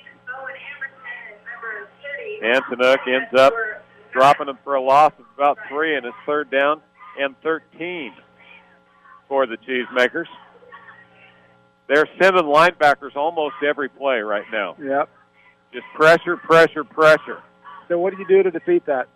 Well, first of all, you change your snap count so that you're not being predictable. And then if you have draws and screens, quick openers also do that. You just turn them in, turn them out, and go. 3rd and long. Silvera, quarterback, snap, drops it. Backfield, down. Cheesemakers get it. McCray finally got it. Snap was too high, and it'll bring up 4th down, and the Cheesemakers going to have to punt it away on 4th and 18. Well, we'll see what the punter does. Haven't seen the punter yet. Punter will be Caleb Boomer, the sophomore. Well, we'll know probably who the punter is next couple of years, won't we? Certainly would hope so. They start eyeing who's out there and get set. Good snap. Boomer takes his time and kicks it away, and it bounces almost backwards, now sideways at about the 32-yard line, and that's where we're rolled dead. So the first punt by the Cheesemakers of the year, and the defense will move out onto the field, which all in all, that's not a bad exchange, especially understanding that you muffed the kickoff, gave them the ball deep in your territory. That's right. You held defensively, and then you moved the ball, and you flipped the field. Yep, you'll take it. So YC gets it back at their own 32. Michael Horton is up and walking around. He's got an ice bag in his hand. We heard it was a helmet to the shin, which is better than an ankle or a knee. Yep. Shotgun set again, 2 backs with him.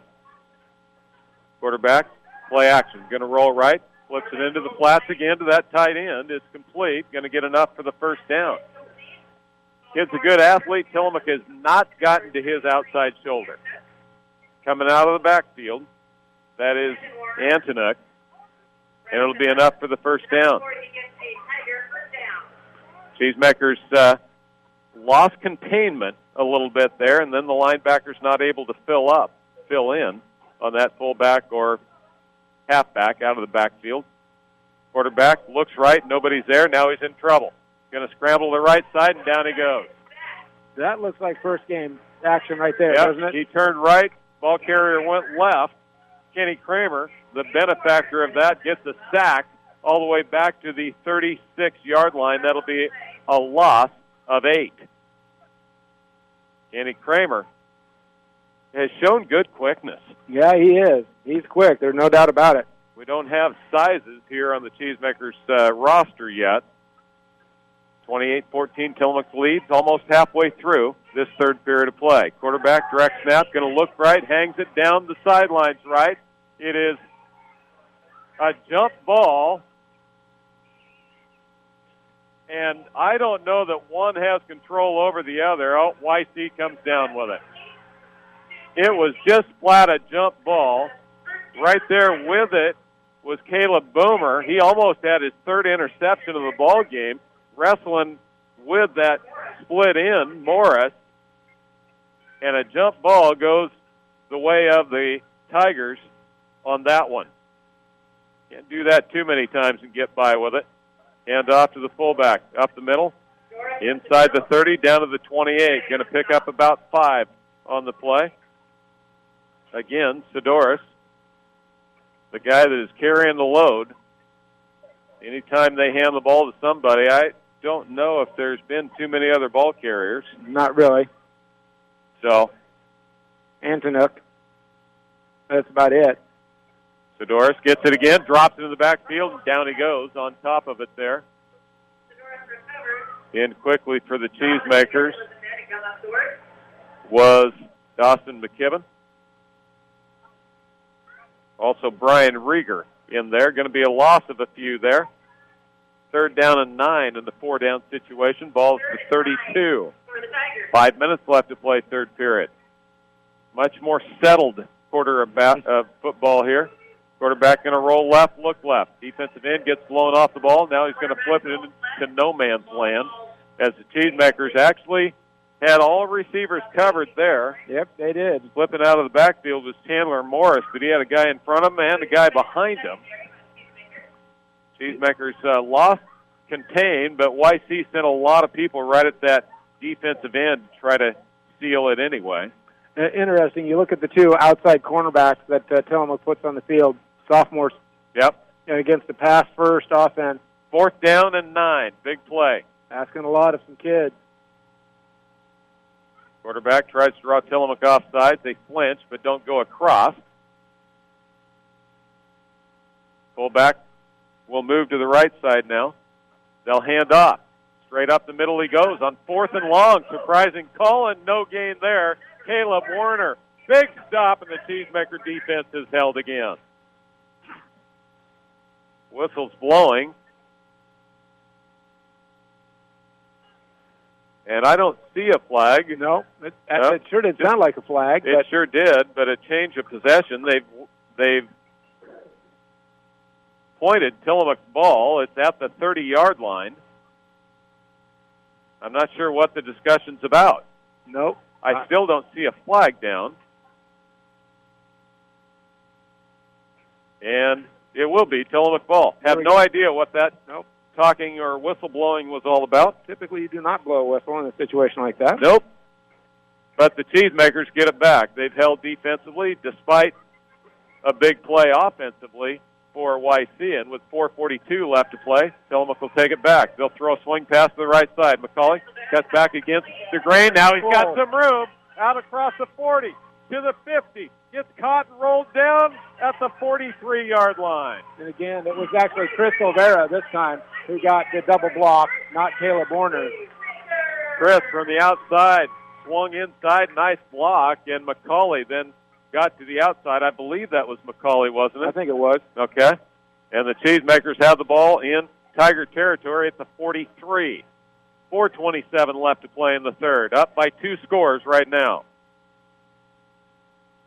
Brown split to the near side. One back, McCray in the backfield, I believe. They change plays at the line of scrimmage. Hand off, McCray. Left tackle inside the 40 down to the 39. Going to be a gain of 4 on the play.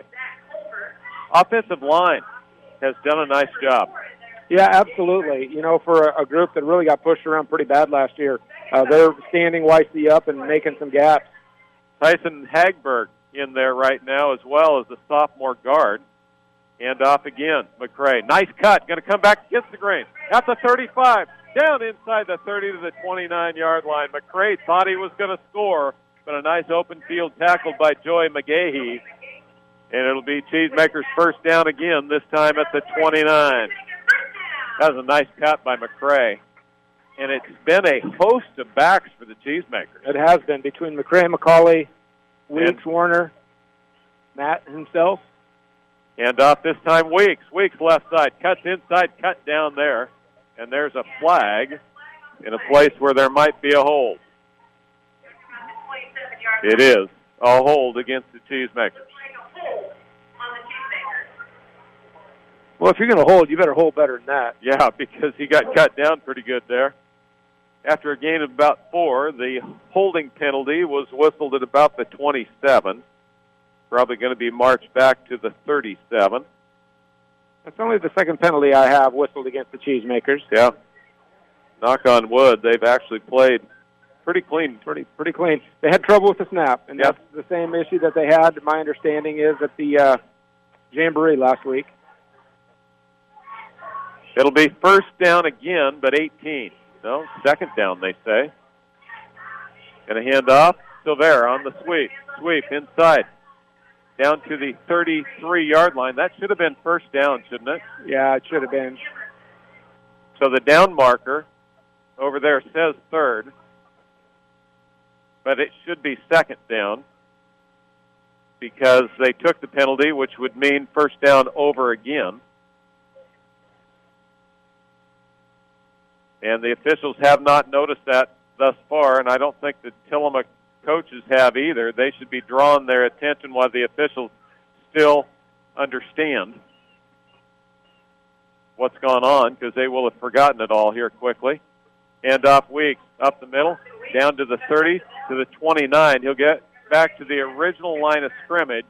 This should be 3rd and 10, but the down marker again says 4th. Make it 3rd and 11. And the Cheesemakers, they still, the scoreboard has had it right at 3rd down and 10. But the down marker says 4th. We'll see what happens. We'll see what happens. Exactly right. Silvera, motion left. They look left. Play action, there's a flag down. Silvera going to scramble. He'll be pushed out of bounds. And it will be an illegal shift by the Cheesemakers. That was late. Wasn't that late? He comes over and tells Matt, Kai Johnson what. And Coach Johnson talks to Matt. Yeah. And it should be 4th down. See, YC is saying decline it because they think it's 4th down and that'll turn it over. Yep, that is. They truly screwed that up. They did. And that's only 3rd down. And Kai finally notices it. Oh, boy, that's coaching breakdown right there. It's 3rd down. It should have been 3rd down when the down marker messed up when they marked it back and did not change it back to 1st down. That was wrong. That's how that moved. But the official should also have that on his finger, because you keep a rubber band on your finger to say what down it was. Yep. And Kai's explaining to him now that there's a holding penalty, and you should not have had it be 2nd down. Yep. Well, he's right, but he's going to lose. The mistake was that nobody from Tillamook made that point early on, Absolutely. And now the official can't remember how many plays have been run. And they've moved all the chain. So the officials are talking about it, and Kai said, wait, we had a holding penalty. That was only 3rd down. And the scoreboard was right the whole time, but the down marker was not. And the official was not. And the official was not, obviously. Because they do. They have a rubber band that they keep track on their fingers of what down it is. Because for this exact reason. Because the chain crew are volunteers. You know, they might get paid with the T-shirt. Right? Well, and it's the official's responsibility to keep the chain crew right. Right. The chain crew says 1st down, and they were not definitive about the fact it was replaying 1st down. But how do they fix this? I don't think they will. Yeah. Although they're having a much longer conversation than I thought they were going to have about it. Yeah. We'll see. I can hear the Jeopardy theme music in the background someplace.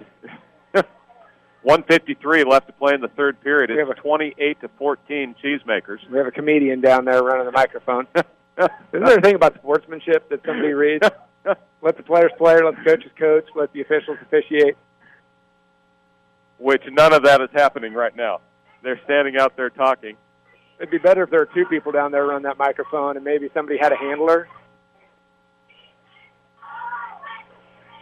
And the white hat was going to come over and talk to Kai. And then she got called back. But I think their major problem now is they don't know where the 1st down marker was. No, because they've moved it all. And, again, that's the officials that moved the chains.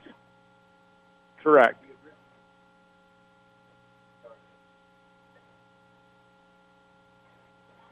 Well, that's true. The board hasn't moved. The scoreboard hasn't moved. It says 3rd and 10 on the 30. Yep.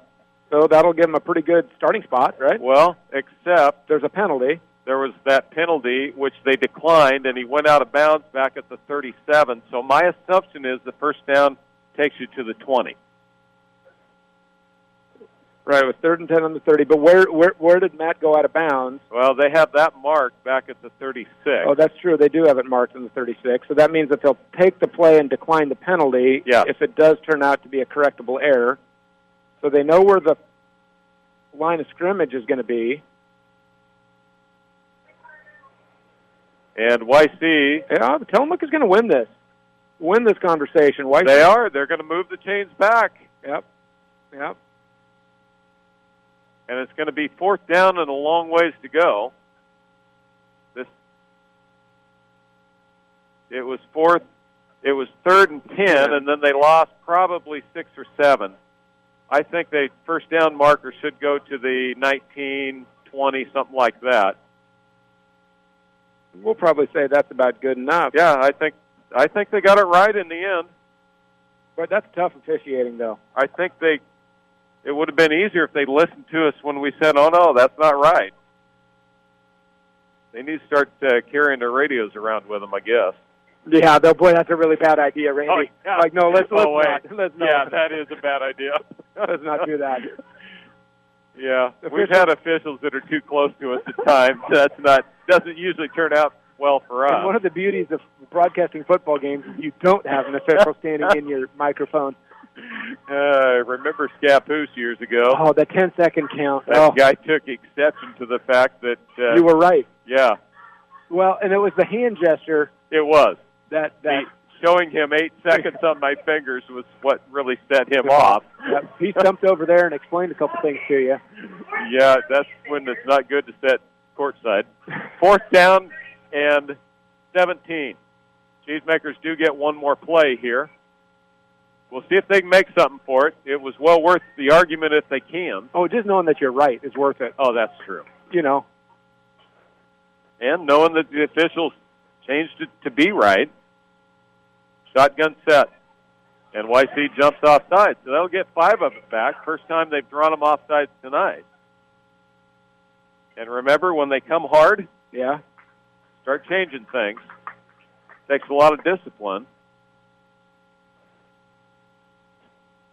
And the Cheesemakers will now move the ball down to the 31, so if nothing else, it gained you 5 yards. Yep. 1:45 left to play in the 3rd period. Play action, Silvera, left side. Going to hang it down the right wing. McCauley intercepted at the 6. Going to be returned out to the 22-yard line and down there. First interception of the night as McCauley was just overthrown a little bit. And in the end, the Cheesemakers picked up about 17 yards of field position on that last play. As YC intercepted it, ran it back to the 23, and now they will take the ball over there. 28-14, Cheesemakers. Boy, this 3rd quarter was a bunch of sound and fury signifying nothing, man. Completely different than the first half. Yeah, not a track meet. It turned into a bit of a dogfight. Yep, completely different. You were asking for this. Yes, Let's I see was. what they do in a dogfight. Here we go. Motion right to left. A wide out. Going to pitch sweep to the right side, run the sweep. Cuts back inside, makes a nice move there. Out across the 30, 32, 33, and down he goes.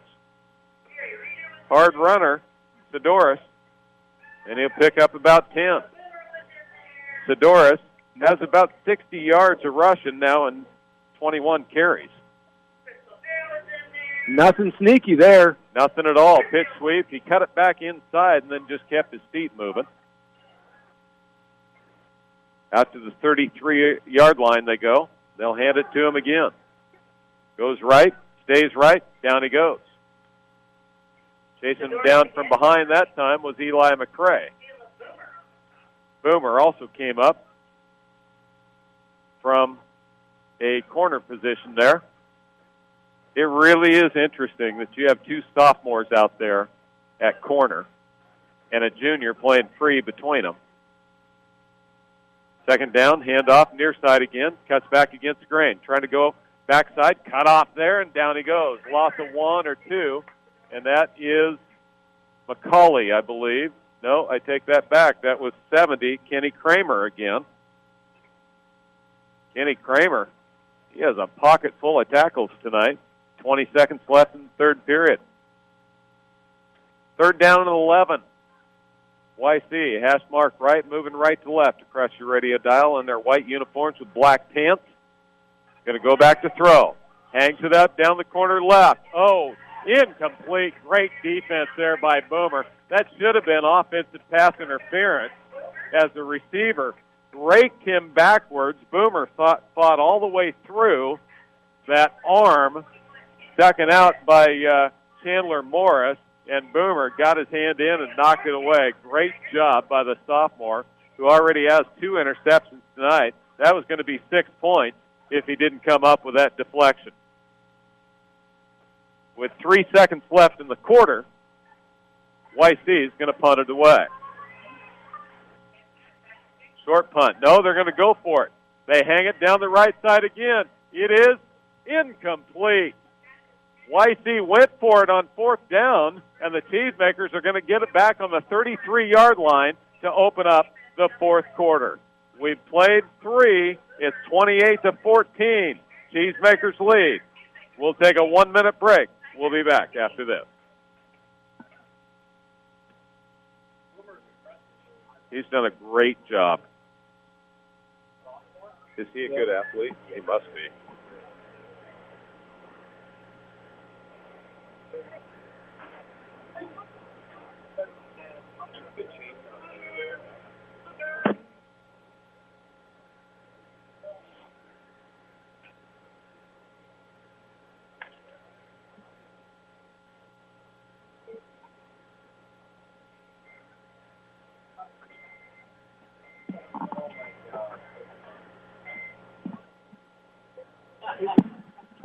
Don't you have any control down there, Radcliffe? I thought you, managed the Dolphs for a job.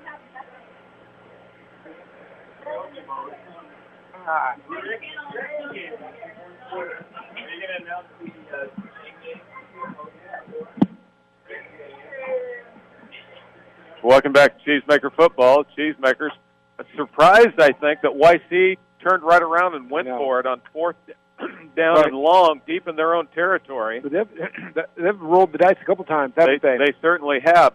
Also pretty interesting that they went right back to the wide out on a straight go against Boomer. Yep. And that time, Silvera was back. Chris Silvera was back and to receive the punt that he thought was coming.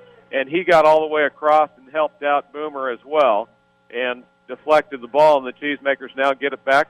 Hash mark left on the 32-yard line of YC. Chains are pointing the wrong way. Both teams shut out here. Well, they haven't reset them yet. That was still where YC was. And now you're right. They're pointed the wrong way. Going to have to pick them up and walk the other direction. Yep. As we head into final period play, what about those third period stats? Oh, those third quarter stats, boy, I tell you, they're a doozy to get, man. You got to reach in there, and I always save my most distinct color for third quarter because you got to look in there and find all the purple numbers, and it's a doozy. Tillamook got 16 snaps off for 63 yards. Wow. Remember, they got 11 snaps off in the first half. Now, granted, those 11 went for 239. Here, only 63. YC, 12 snaps, 48 yards. They're saying it's 4th down. Did you have them running? I don't know. 4 plays on your sheet? Yeah. How is that possible? That was a 4th down play they just ran. Yes, it was. It was 4th down. It was 4th down on the markers. It was 4th down on the scoreboard. It was 4th down on our paper. But 3rd down on his finger. Apparently on his finger it was 3rd down. Somebody ought to give him the finger. No. Just kidding. There we go. Boy, it's been rugged. It is first game of the year. It is. But wow. Everybody, YC sent their defense out. Tillamook sent their offense out, and the official said, no, it's 4th down, YC. Yep.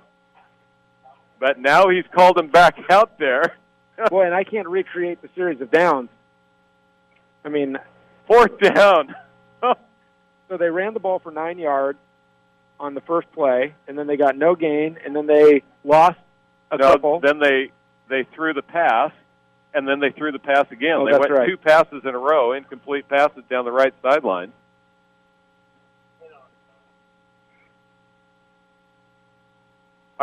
He's coming over to talk to Kai. I think Kai's going to lose this one. I think they're going to replay that 4th down. I think they're going to say 4th and 11 from there. I think what was so confusing is that they went for it. That they went for it on 4th down. I think that's the part that was just flat confusing. Well, no, Kai's going to win this one. No? No, he's putting his defense out. No, it still says 4th down. Yep. So YC gets to go again. A second 4th down. And they're going to go for it again. Going to roll left. Look left. Going to throw long down the sideline. It is incomplete. The Cheesemakers have held on the second 4th down. Not 6th down? There we go. There. Hey, The Cheesemakers, they point Tillamook. And so justice is done. As they tried to run a curl route at about 16 yards, they threw it up, but the receiver fell down when he turned around. But the ball was underthrown enough that it really honestly turned into a little bit of a scrap there because... kind of a back shoulder throw. Yeah, Zeke didn't handle that real well. I think he had ideas of trying to catch that. That's when you just knock down. So the Cheesemakers finally get the ball back. 4th quarter, up 28-14. They look near side. They'll readjust and get set. And the linebackers, Hand and McCauley. Tillamook just didn't have enough people to block them all. He'll go down in the backfield with a loss of 3. Zach Culver came straight through the line. And McCauley didn't have a chance there. No, not a chance. There again, change your snap count because they were on the dead run when the ball was snapped. 2 receivers, no. 3 to the near side. 1 to the far side. It's Landon Werner against a small defensive back out there. Silvera, handoff, no. Keeps it himself this time. Breaks 1 tackle. Oh, he went down kind of awkward, but he'll get up fine as he gets inside the 35 down to about the 34. He gets about half of what they lost back on the first play, and it's going to be 3rd down and 11. So the Cheesemakers. Well, the aggression that YC brings defensively in the second half is dramatically different than what they sat back pretty passively in the first half. Yeah, and Tillamook has not handled it at the line of scrimmage very well. 1 back in the backfield. 3 receivers to the near side, the short side of the field again. Going to look left, throw left. Kuhn catches it, goes inside the 30 down to about the 27-yard line. It'll be a 4-down situation. You're not going to punt it from here, but it's going to be 4th and about 7. They get 4th and 6 at the 28-yard line. 10:25 left to play in the game. Again, 3 receivers to the short side of the field. Not much room to work there on the left. On the right, Landon Werner goes all the way out by the sideline. McCray, he'll get the pitch sweep. Not much going there. He breaks the first tackle, doesn't break the second one, and there's a flag down, and Landon Werner's going to get called for a crackback block or something, I think, out there. Can't imagine anything else would have happened. There were no other Tillamook Cheesemakers, and it was just a straight tackle, just took the legs out from underneath them. But if it is, they won't accept the penalty because they would prefer to have the turnover on downs. Going to be holding against the Cheesemakers, and it'll be YC ball. So the Cheesemakers go 4 and out, and the defense is going to have to come back on the field again. YC, I think in the second half. Are they thinking about accepting this penalty? Well, I can't imagine. On a 4th down, although we've seen other 4th downs that were not really 4th down. Maybe this is the second 4th down the Cheesemakers get. Okay. And no, they'll decline it. All right. It'll be YC ball. That was the right call. That took a lot longer than it should have. That took a long time to think about there before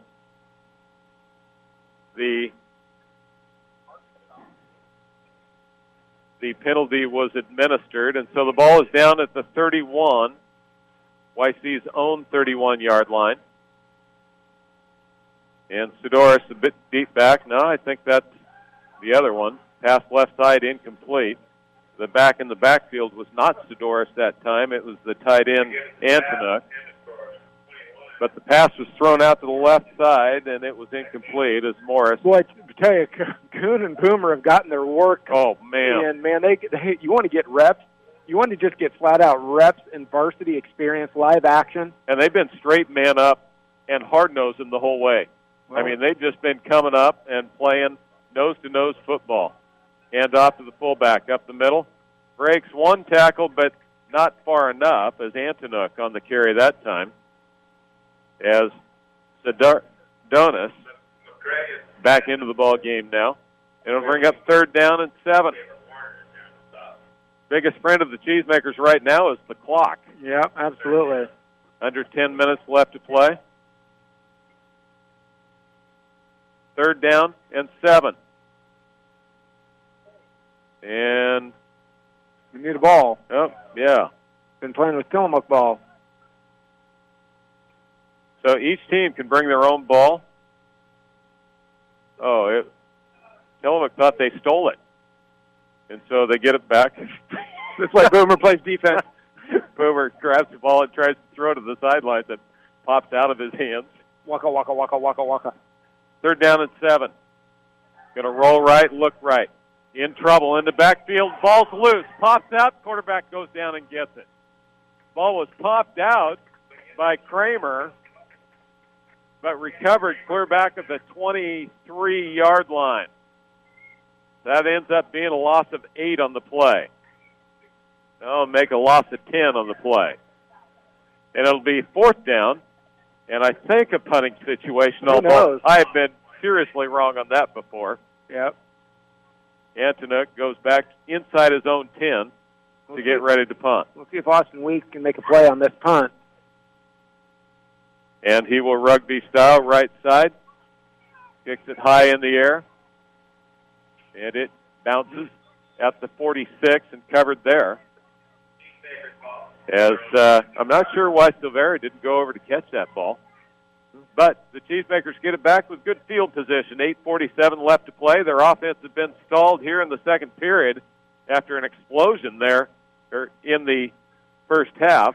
But I think they're going to turn it around right here. I think that Mo's going to be putting on some black tops. It's about time. 8:47 left to play in the game. 28-14. Cheesemakers with the lead. It took them 6 weeks last year to pick up their first win.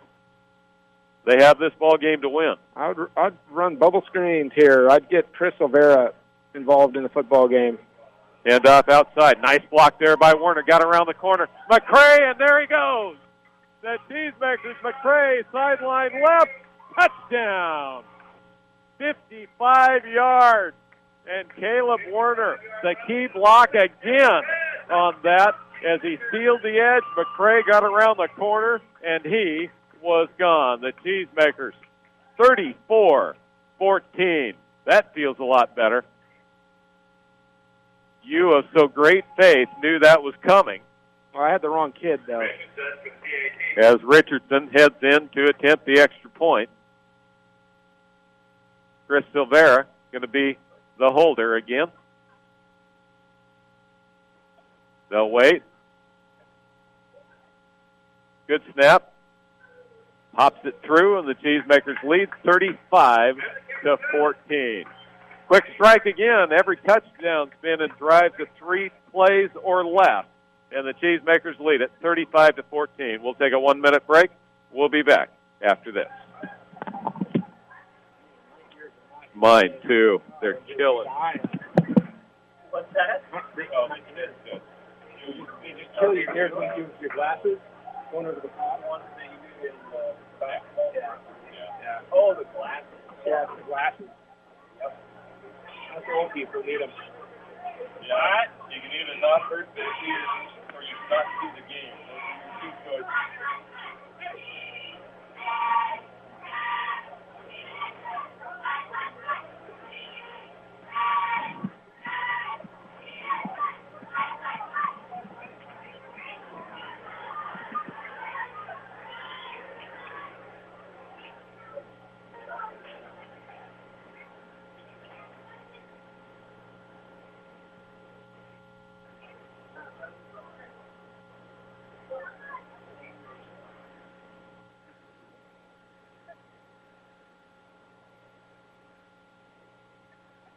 Welcome back to Cheesemaker football. Tillamook on top, 35-14 over YC.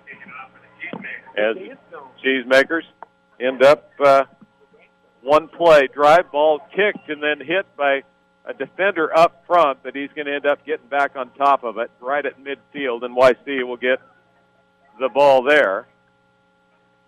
As Number 63.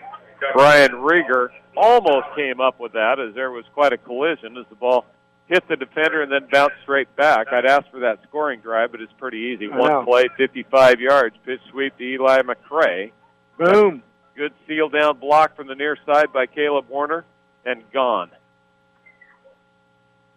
YC comes out, expects to see the ball in the air. Down now by 3 scores with 8.5 minutes left to play in the game. Tight end flips from the left side to the right. They send the back in motion. Out he goes to the left side. Going to pitch sweep. Ball loose in the backfield. The Cheesemakers, I think, have finally. Oh, no. YC got back on it. Oh, Tillamook had it. As Caleb Warner was there, but the official says no. YC had it. Going to be a loss of 5 on the play. Ball was on the ground, and Warner is the first one to dive on it. Must not have gotten a good handle.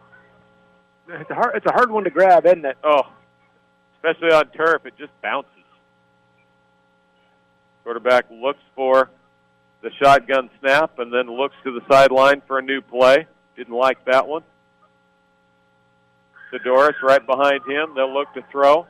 Looks right, pumps left, now in trouble. Going to flip it out almost to his guard, but incomplete. He got a little happy feet there. He's been a pretty cool customer most of the night. That time, no, not so much. No, well, Tillamook jammed the Antonuck. Yeah. Jammed it coming out, and he couldn't release free. Yep. Which was a nice job by the defensive end. I think that was Landon Warner on this side, the junior. 7:44 left to play in the game. 34-14, Cheesemakers. Motion right to left. Quarterback going to roll left. Stops, throws downfield, overthrows his man by about 12 yards. That is actually the best throw he's had tonight as far as velocity and distance. Right. That really doesn't count a whole lot. We believe it's 4th down. Although I will not bet money on it. No. No, I don't think well, I'd bet your money on it. Ball at their own 45-yard line, and YC's going to go for it. Why not? They've been going, They have been going for it most of the night, and this is better field position than they've had through much of this half and gone for it. 4th and 15. Quarterback going to look right, roll right. Still waiting, throws away. Incomplete, and that is Cheesemaker football. We'll turn it over and go the other direction. Kenny Kramer. Kramer with pressure on the quarterback again. Kramer's got to be tired because he's going to go out for cross country. There's less running than what he's had tonight, chasing the quarterback around.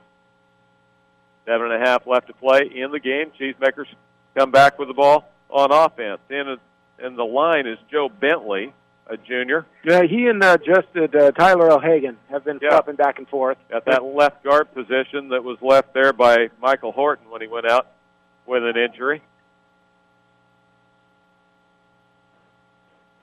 3 backs in the backfield. Now they'll split that up. Split in the slot both directions.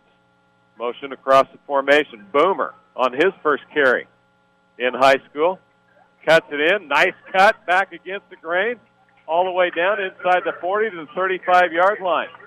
I heard really good things about him as a freshman last year, and they hand him the ball on a little sweep out of the slot position. He picks up 11. 7:24 left to play. I believe he said move the chains. Fly sweep action right there. Did a nice Yep. job double teaming the defensive end, took him out of the play, and that allowed Boomer to be creative. And you get Boomer out on the edge on turf, and you're going to have some success. Well, we've seen how athletic he is. He has 2 interceptions already in tonight's game.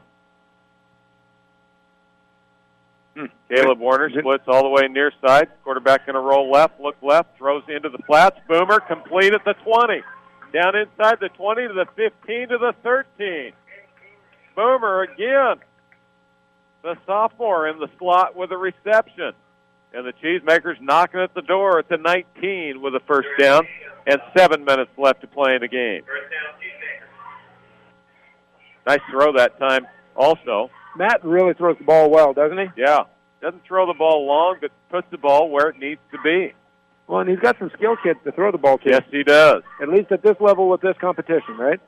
3 receivers on the near side. Silvera motion left to right. Going to hand crossback inside. Nice job misdirection. I love it. Kai hasn't run a lot of misdirection. They faked the fly sweep, came back against the grain with McCauley and picked up 5. And what that does is it keeps your linebackers honest. That backside linebacker, I really like that.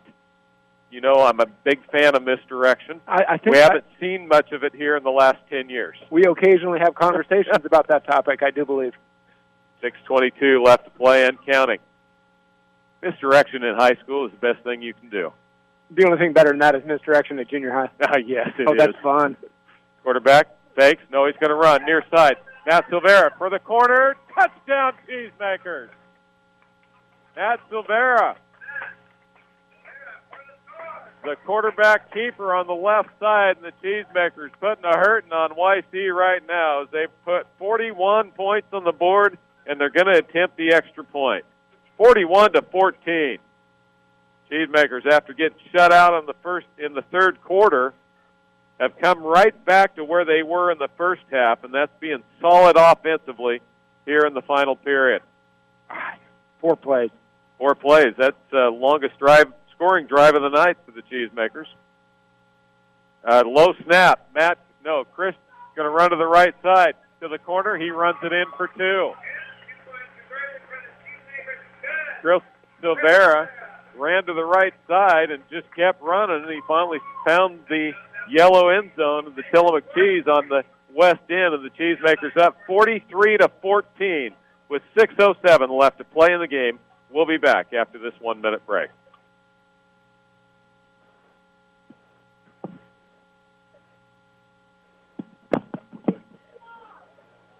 In any 5 weeks combined. Maybe. What's your quote? Direction is the best thing, the best in high school football, best direction. It's one of the best things you can do. And we have done none of it.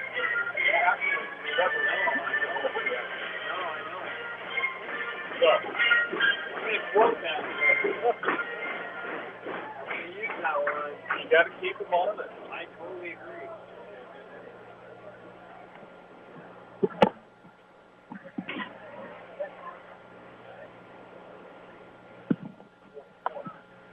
Richardson kicking off the ball.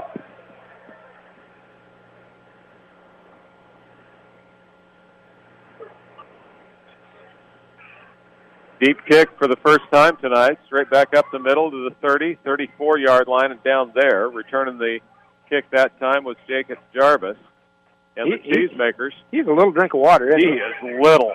They don't list what he is, but he can't be 5'5", 110 pounds, 20 pounds maybe. He's a gamer, though. Hey, that drive was 4 plays, 45 yards. It took 1:20. Caleb Boomer gets his baptism of varsity offense as he gets 11 yards on rush and 21 yards on a pass reception as his 2 first offensive plays for positive yardage in his varsity career. I don't believe those are going to be the only 2. Well, I tell you. Really put the nail in the coffin, I do believe, 42-14. Kai Johnson has shown a bunch of different kids handling the ball tonight. New quarterback into the ball game and a new running back, and he ran dead square into Perry Reeder, who just buried him. I mean, buried him. Nice job, Perry Reeder. As into the ball game, Jamie Garcia came in at quarterback, and the Cheesemakers get their first defense off the field and bring in a bunch of guys that haven't played a whole lot. They'll get set, shotgun set. Quarterback Garcia in trouble. Now he's going to run to the near side. Gets to the outside. Out across the 40, 45-yard line. Taken down there by Chad Warner. Great job by Chad. Going to be close to the first down. I think it'll be enough for the first down.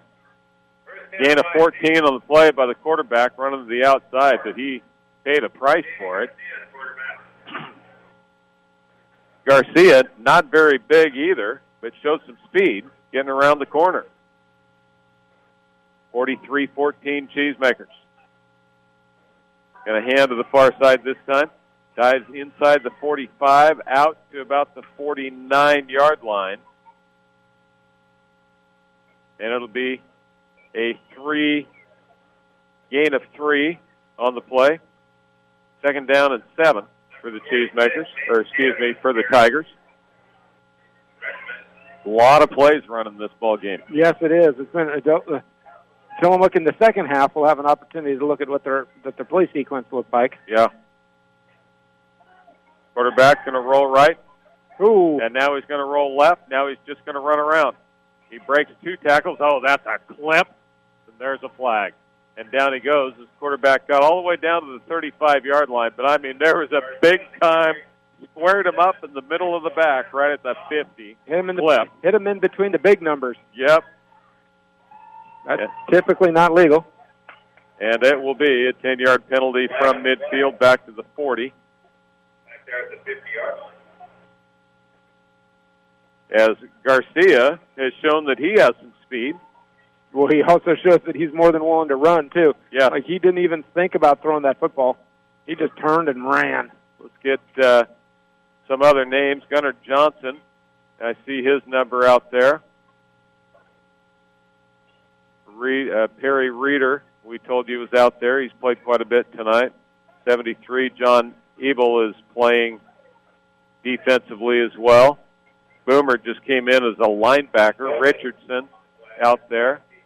64 and 60. Randy Hagberg out there, and Tyson O'Hagan out there. Hagberg, I believe, is a senior, although that is a long ways away, and I can't line it up here very well. Yeah, we'll say he's a senior. Okay, and O'Hagan is a sophomore. So the ball's marked back to the 39-yard line. It'll be second down and about 17. 4.5 left to play in the game.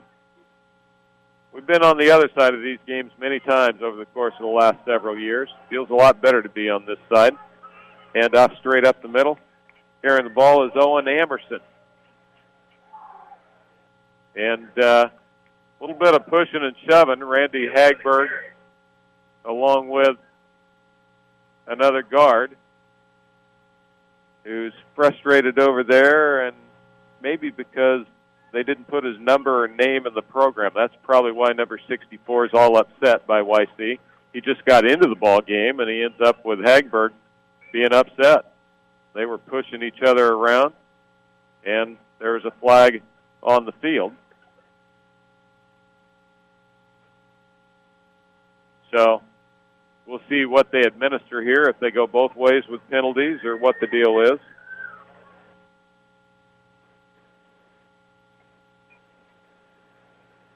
The bad news is the clock does not run during all of this. Unsportsmanlike penalty. Oh, and an ejection. Wow.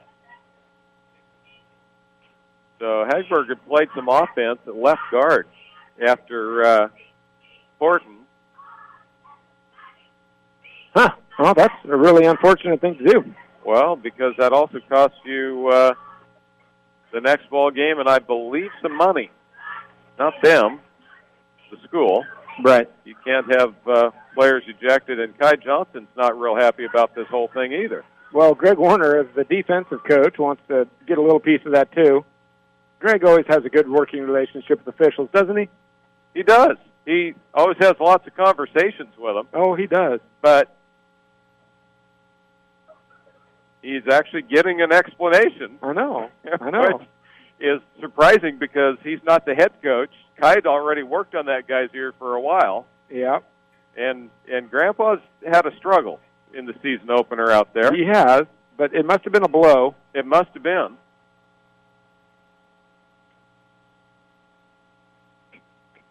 Greg always looks just so... like... He always has his hands up. He's like... I don't understand that. How can this be? And now the official does the same thing. I don't know. Greg turns around, just shakes his head, and walks off. Chewing on the inside of his lip. Fortunately, it won't matter in the outcome of this game. But whatever Greg heard, and now the officials have to go out and have a discussion as well. There's only one guy to blame in this one, and it's the white hat, because he was the only guy back there. Right. And I didn't see it to tell you whether it was right or wrong. When I looked over there, they were just going chin to chin. Yep. So they're going to take 15. First down. And it will mark all the way down to the 39-yard line. So a 15-yard penalty.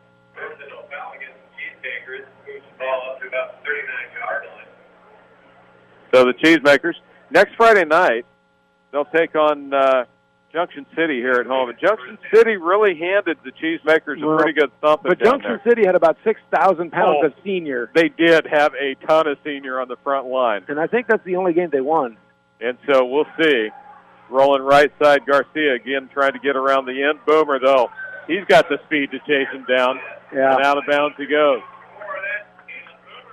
Caleb Boomer out of his linebacker position this time.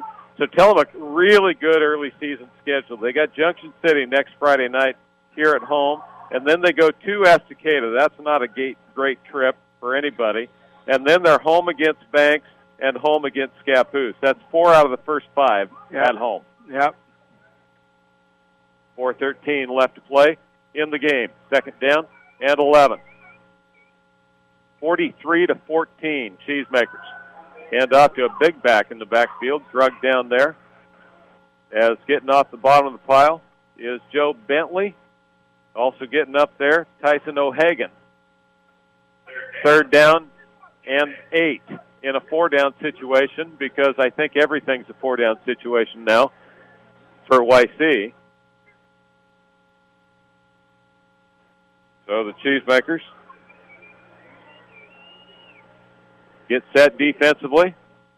Garcia going to look left, flips it out, and incomplete. Threw it over the top of Trey Richmond. And that looked like a JV play there. Yep, all the way around. Yep, kind of a... Defensive back didn't necessarily close down really well. Yep. Wide receiver ran kind of a banana cut. Yeah, nothing crisp about any of that. Garcia threw about 3 yards too high.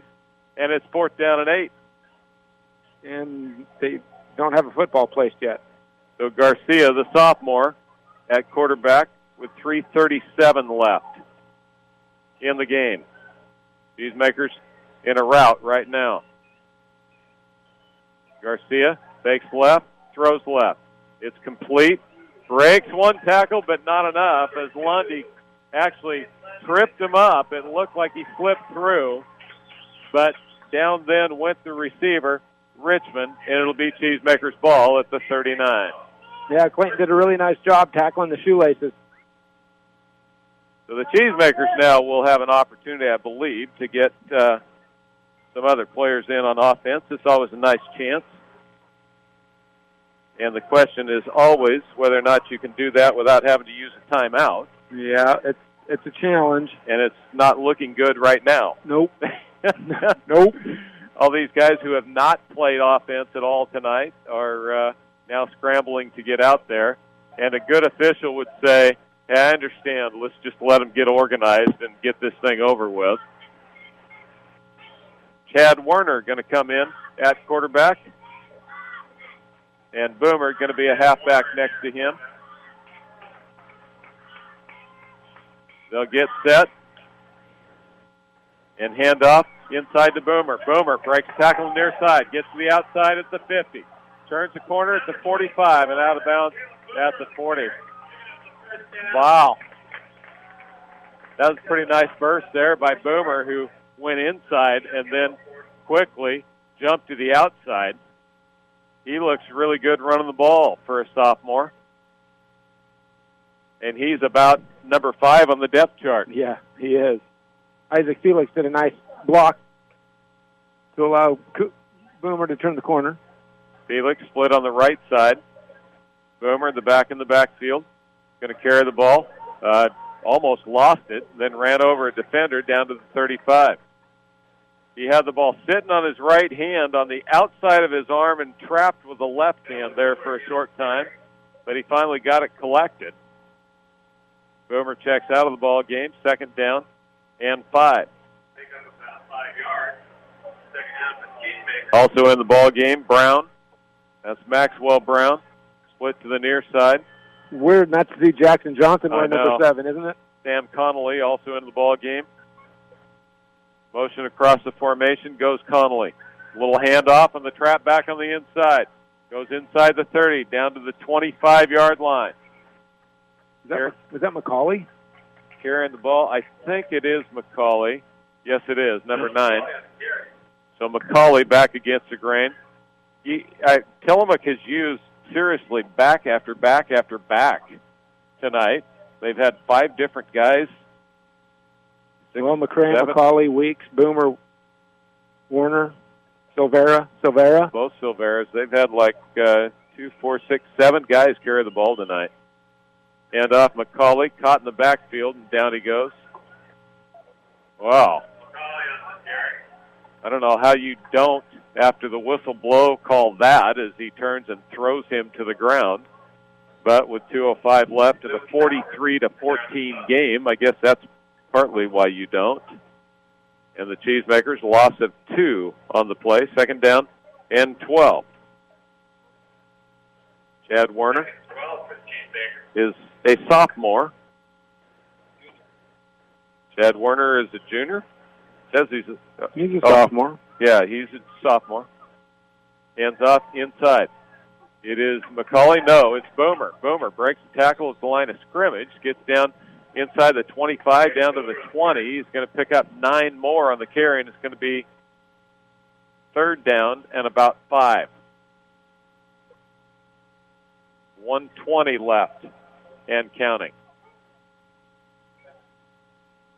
Opportunity for young kids. Great job coming back in the fourth quarter. After that third quarter was just a stalemate, wasn't it? Like, the two teams just sort of squared off and they threw a couple shots at each other. But Tillamook did a really nice job in the fourth quarter being able to break out of that. So the Cheesemakers don't know what they're running. Having a lot of discussion. They're going to have to hurry or they're going to get a 5-yard penalty. Part of it is that I think they were going to take a knee. No, didn't know how to do that. They didn't. We hadn't worked on our victory stance yet. Victory formation, it's been a while. Especially the JV group. Yeah. Hasn't had a lot of reps in the last 2 weeks on their victory formation. 44 seconds left, and it's third down. And they'll go shotgun, Werner, and he takes a knee. And that's how you do it. And that is how you do it. And although one more time. They'll lose 5 yards on that. Being in the shotgun. And they'll check the clock at 28, and they should just let it run out. Because if you take a knee now, they're going to stop the clock to change possession, and it could cost us 4 or 5 more plays. Chad Werner looking over to the sidelines. And no official would blow. No official would. Right. No official. He's counting it from 5. Oh, no. There it is. Oh. And the game is over. A nice job of clock running, letting that last 2 seconds run off, and nobody's going to argue. The Cheesemakers have won it 43-14. Great first ball game by Coach Kai Johnson and the Cheesemakers, and they'll be back at it again next week against Junction City as the Cheesemakers pick up the victory here at home. We're going to take a 1-minute break. We'll be back with Sports Extra after this. 9, 15, 23, 24, 25, 20.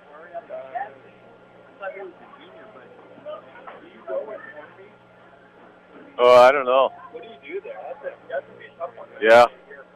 Yeah. Well, I think, yeah.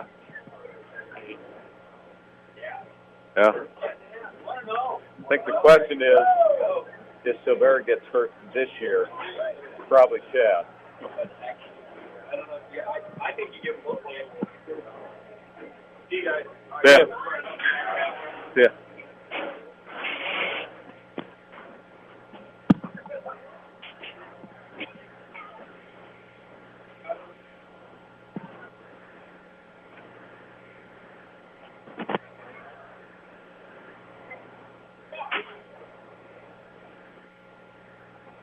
Welcome back to Cheesemaker Football. The Tillamook Cheesemakers are 1-0 on the young football season as they put 43 points on the board against Yamhill-Carlton as the Cheesemakers win it 43-14.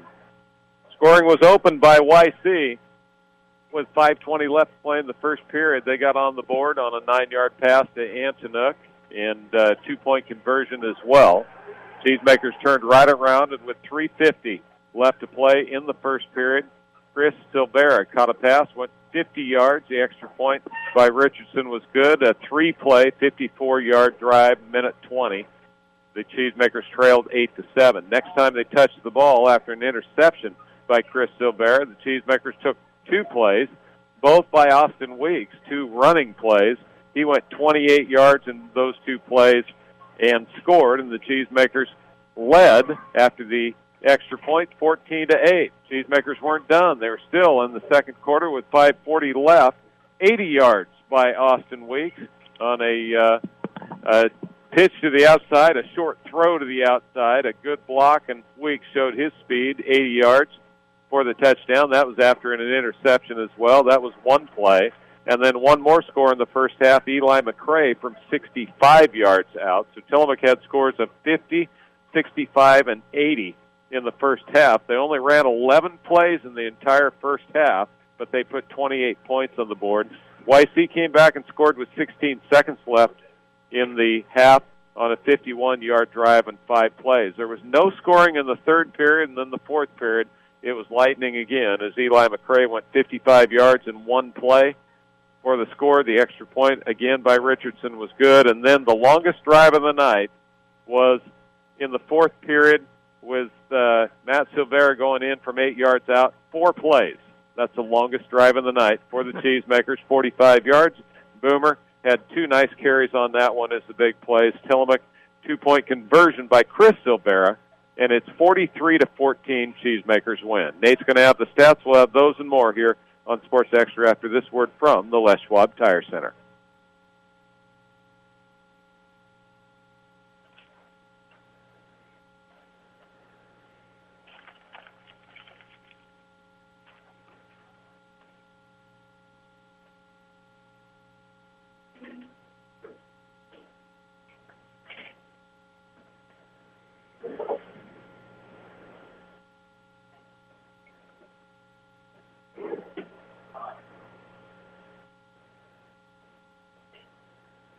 Cheesemakers win it 43-14. Nate, how'd that happen? Boy, that was fun, wasn't it? It was. That was absolutely fantastic. Tillamook Cheesemakers end up having 40 snaps and 448 yards of total offense. So you're running a sniff over 10 yards every time you snap the football. You're going to have a lot of offensive success. 29 rushes for 243 yards. Matt Silvera in his first varsity action, his first varsity start. He probably got action last year. Threw the ball 11 times, completed 8 of them for 205 yards. And so there's your 40 plays for 448 yards of offense. On the other side, YC got 69 snaps off, but only 202 yards. Rushed the ball 40 times for only 20 yards. So there it is. A half a yard of rush is not going to win you many football games. Individual stats for the YC Tigers, Sedaris ends up with 23 carries for 59 yards, and Antonuk has 46 yards of receiving for YC Tigers on his 6 catches. And so those are the two kids that tried to make the difference for the YC Tigers. You flip it over to the other side, and you're like, well, okay, so who was the game? Who did it, right, for the Cheesemakers? Who on offense was it? And I can't find it. Eli McRae has 129 yards. He's got the biggest number. He has 129 yards on 9 carries. Sean McCauley, 13 yards on 6 carries. Austin Weeks, 35 yards on 4 carries. Caleb Boomer, 46 yards on 4 carries. Caleb Warner ran the ball once for 4 yards. Chris Silvera took the ball once for 2 yards. Matt Silvera took the ball 4 times for 14 yards. And so, probably Eli, but then Weeks has, a touchdown in there. And Boomer really ran the ball well when he cleaned up in the 4th period. And then catching the ball, Chris Silvera has 4 catches for 71 yards. Zeke Kuhn had a catch for 80. Weeks had 1 for 80. Kuhn had 1 for 6. Weeks had 1 for 80. McCauley had 1 for 27. Boomer had 1 for 21. And so a wide distribution of the football. Yep. And on offense, that's good to see, as long as your bigs can provide time for your skill players to have some success. And the offensive line, very maligned last year as sophomores, came in as juniors, and really played a good, solid football game. Yeah, certainly solid. Cheesemaker was the better team. Cheesemakers were the better team on the field tonight, and that's good to see. It's a good way to start the year, and we talked before the game about confidence in game number 1, and the Cheesemakers got down early, down 8-0, but confidence didn't waver, and the Cheesemakers came back and win it easy, 43-14. We'll be back with a final wrap-up after this.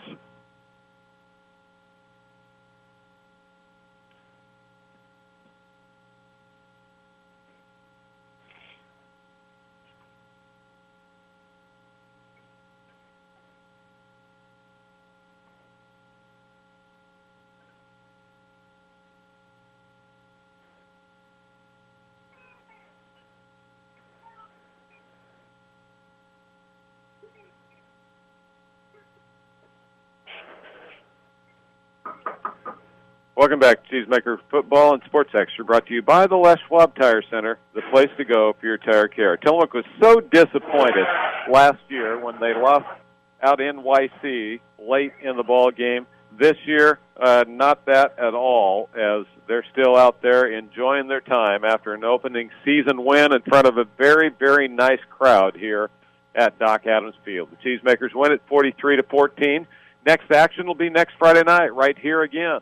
Probably another beautiful night. Get out here and enjoy. Absolutely. Because first Friday of school, and Junction City is going to come to town, a team that pretty good thumping on the Mooks last year, and the Cheesemakers would like to return the favor right here on their home field. They're going to be playing with a lot of confidence. We'll see how that all turns out this next week, because they're riding high right now, putting 43 points on the board against pretty much the same team they played a year ago in Yamhill-Carlton. Nate, your final thoughts on this game? Oh, it's just fantastic to see the kids come out and really be well coached from the very get-go. You look at what Tillamook didn't do, because that's really one of the signs of coaching is what doesn't happen. And you didn't have the procedure penalties. You didn't have the complete breakdowns of the facets of the football game. And so that tells me that Coach Johnson has been able to continue the development. He hasn't had to go backwards and reteach anything. He's been able to stretch what he has. He's got good athletes in the skill position. He's got an offensive line that's starting to gain some physicality, where last year they didn't have the physicality necessary to be successful against YC. And defensively, there was good plays out there. I really like the 2 sophomore cornerbacks. I like Austin Weeks. I like Silvera. I like Perry Reeder. There's a lot of kids out there that you can really like defensively. And, a lot of good sophomores too. And this group for the first game after 2+ weeks of practice looks really good. Yeah, that was a really good opener for the Mooks. 43-14, the win. This has been Sports Extra, brought to you by the Les Schwab Tire Center, the place to go for your tire care. This has been Randy Shield along with Nathan Radcliffe saying good night and good sports. It's been a KTIL Sports presentation.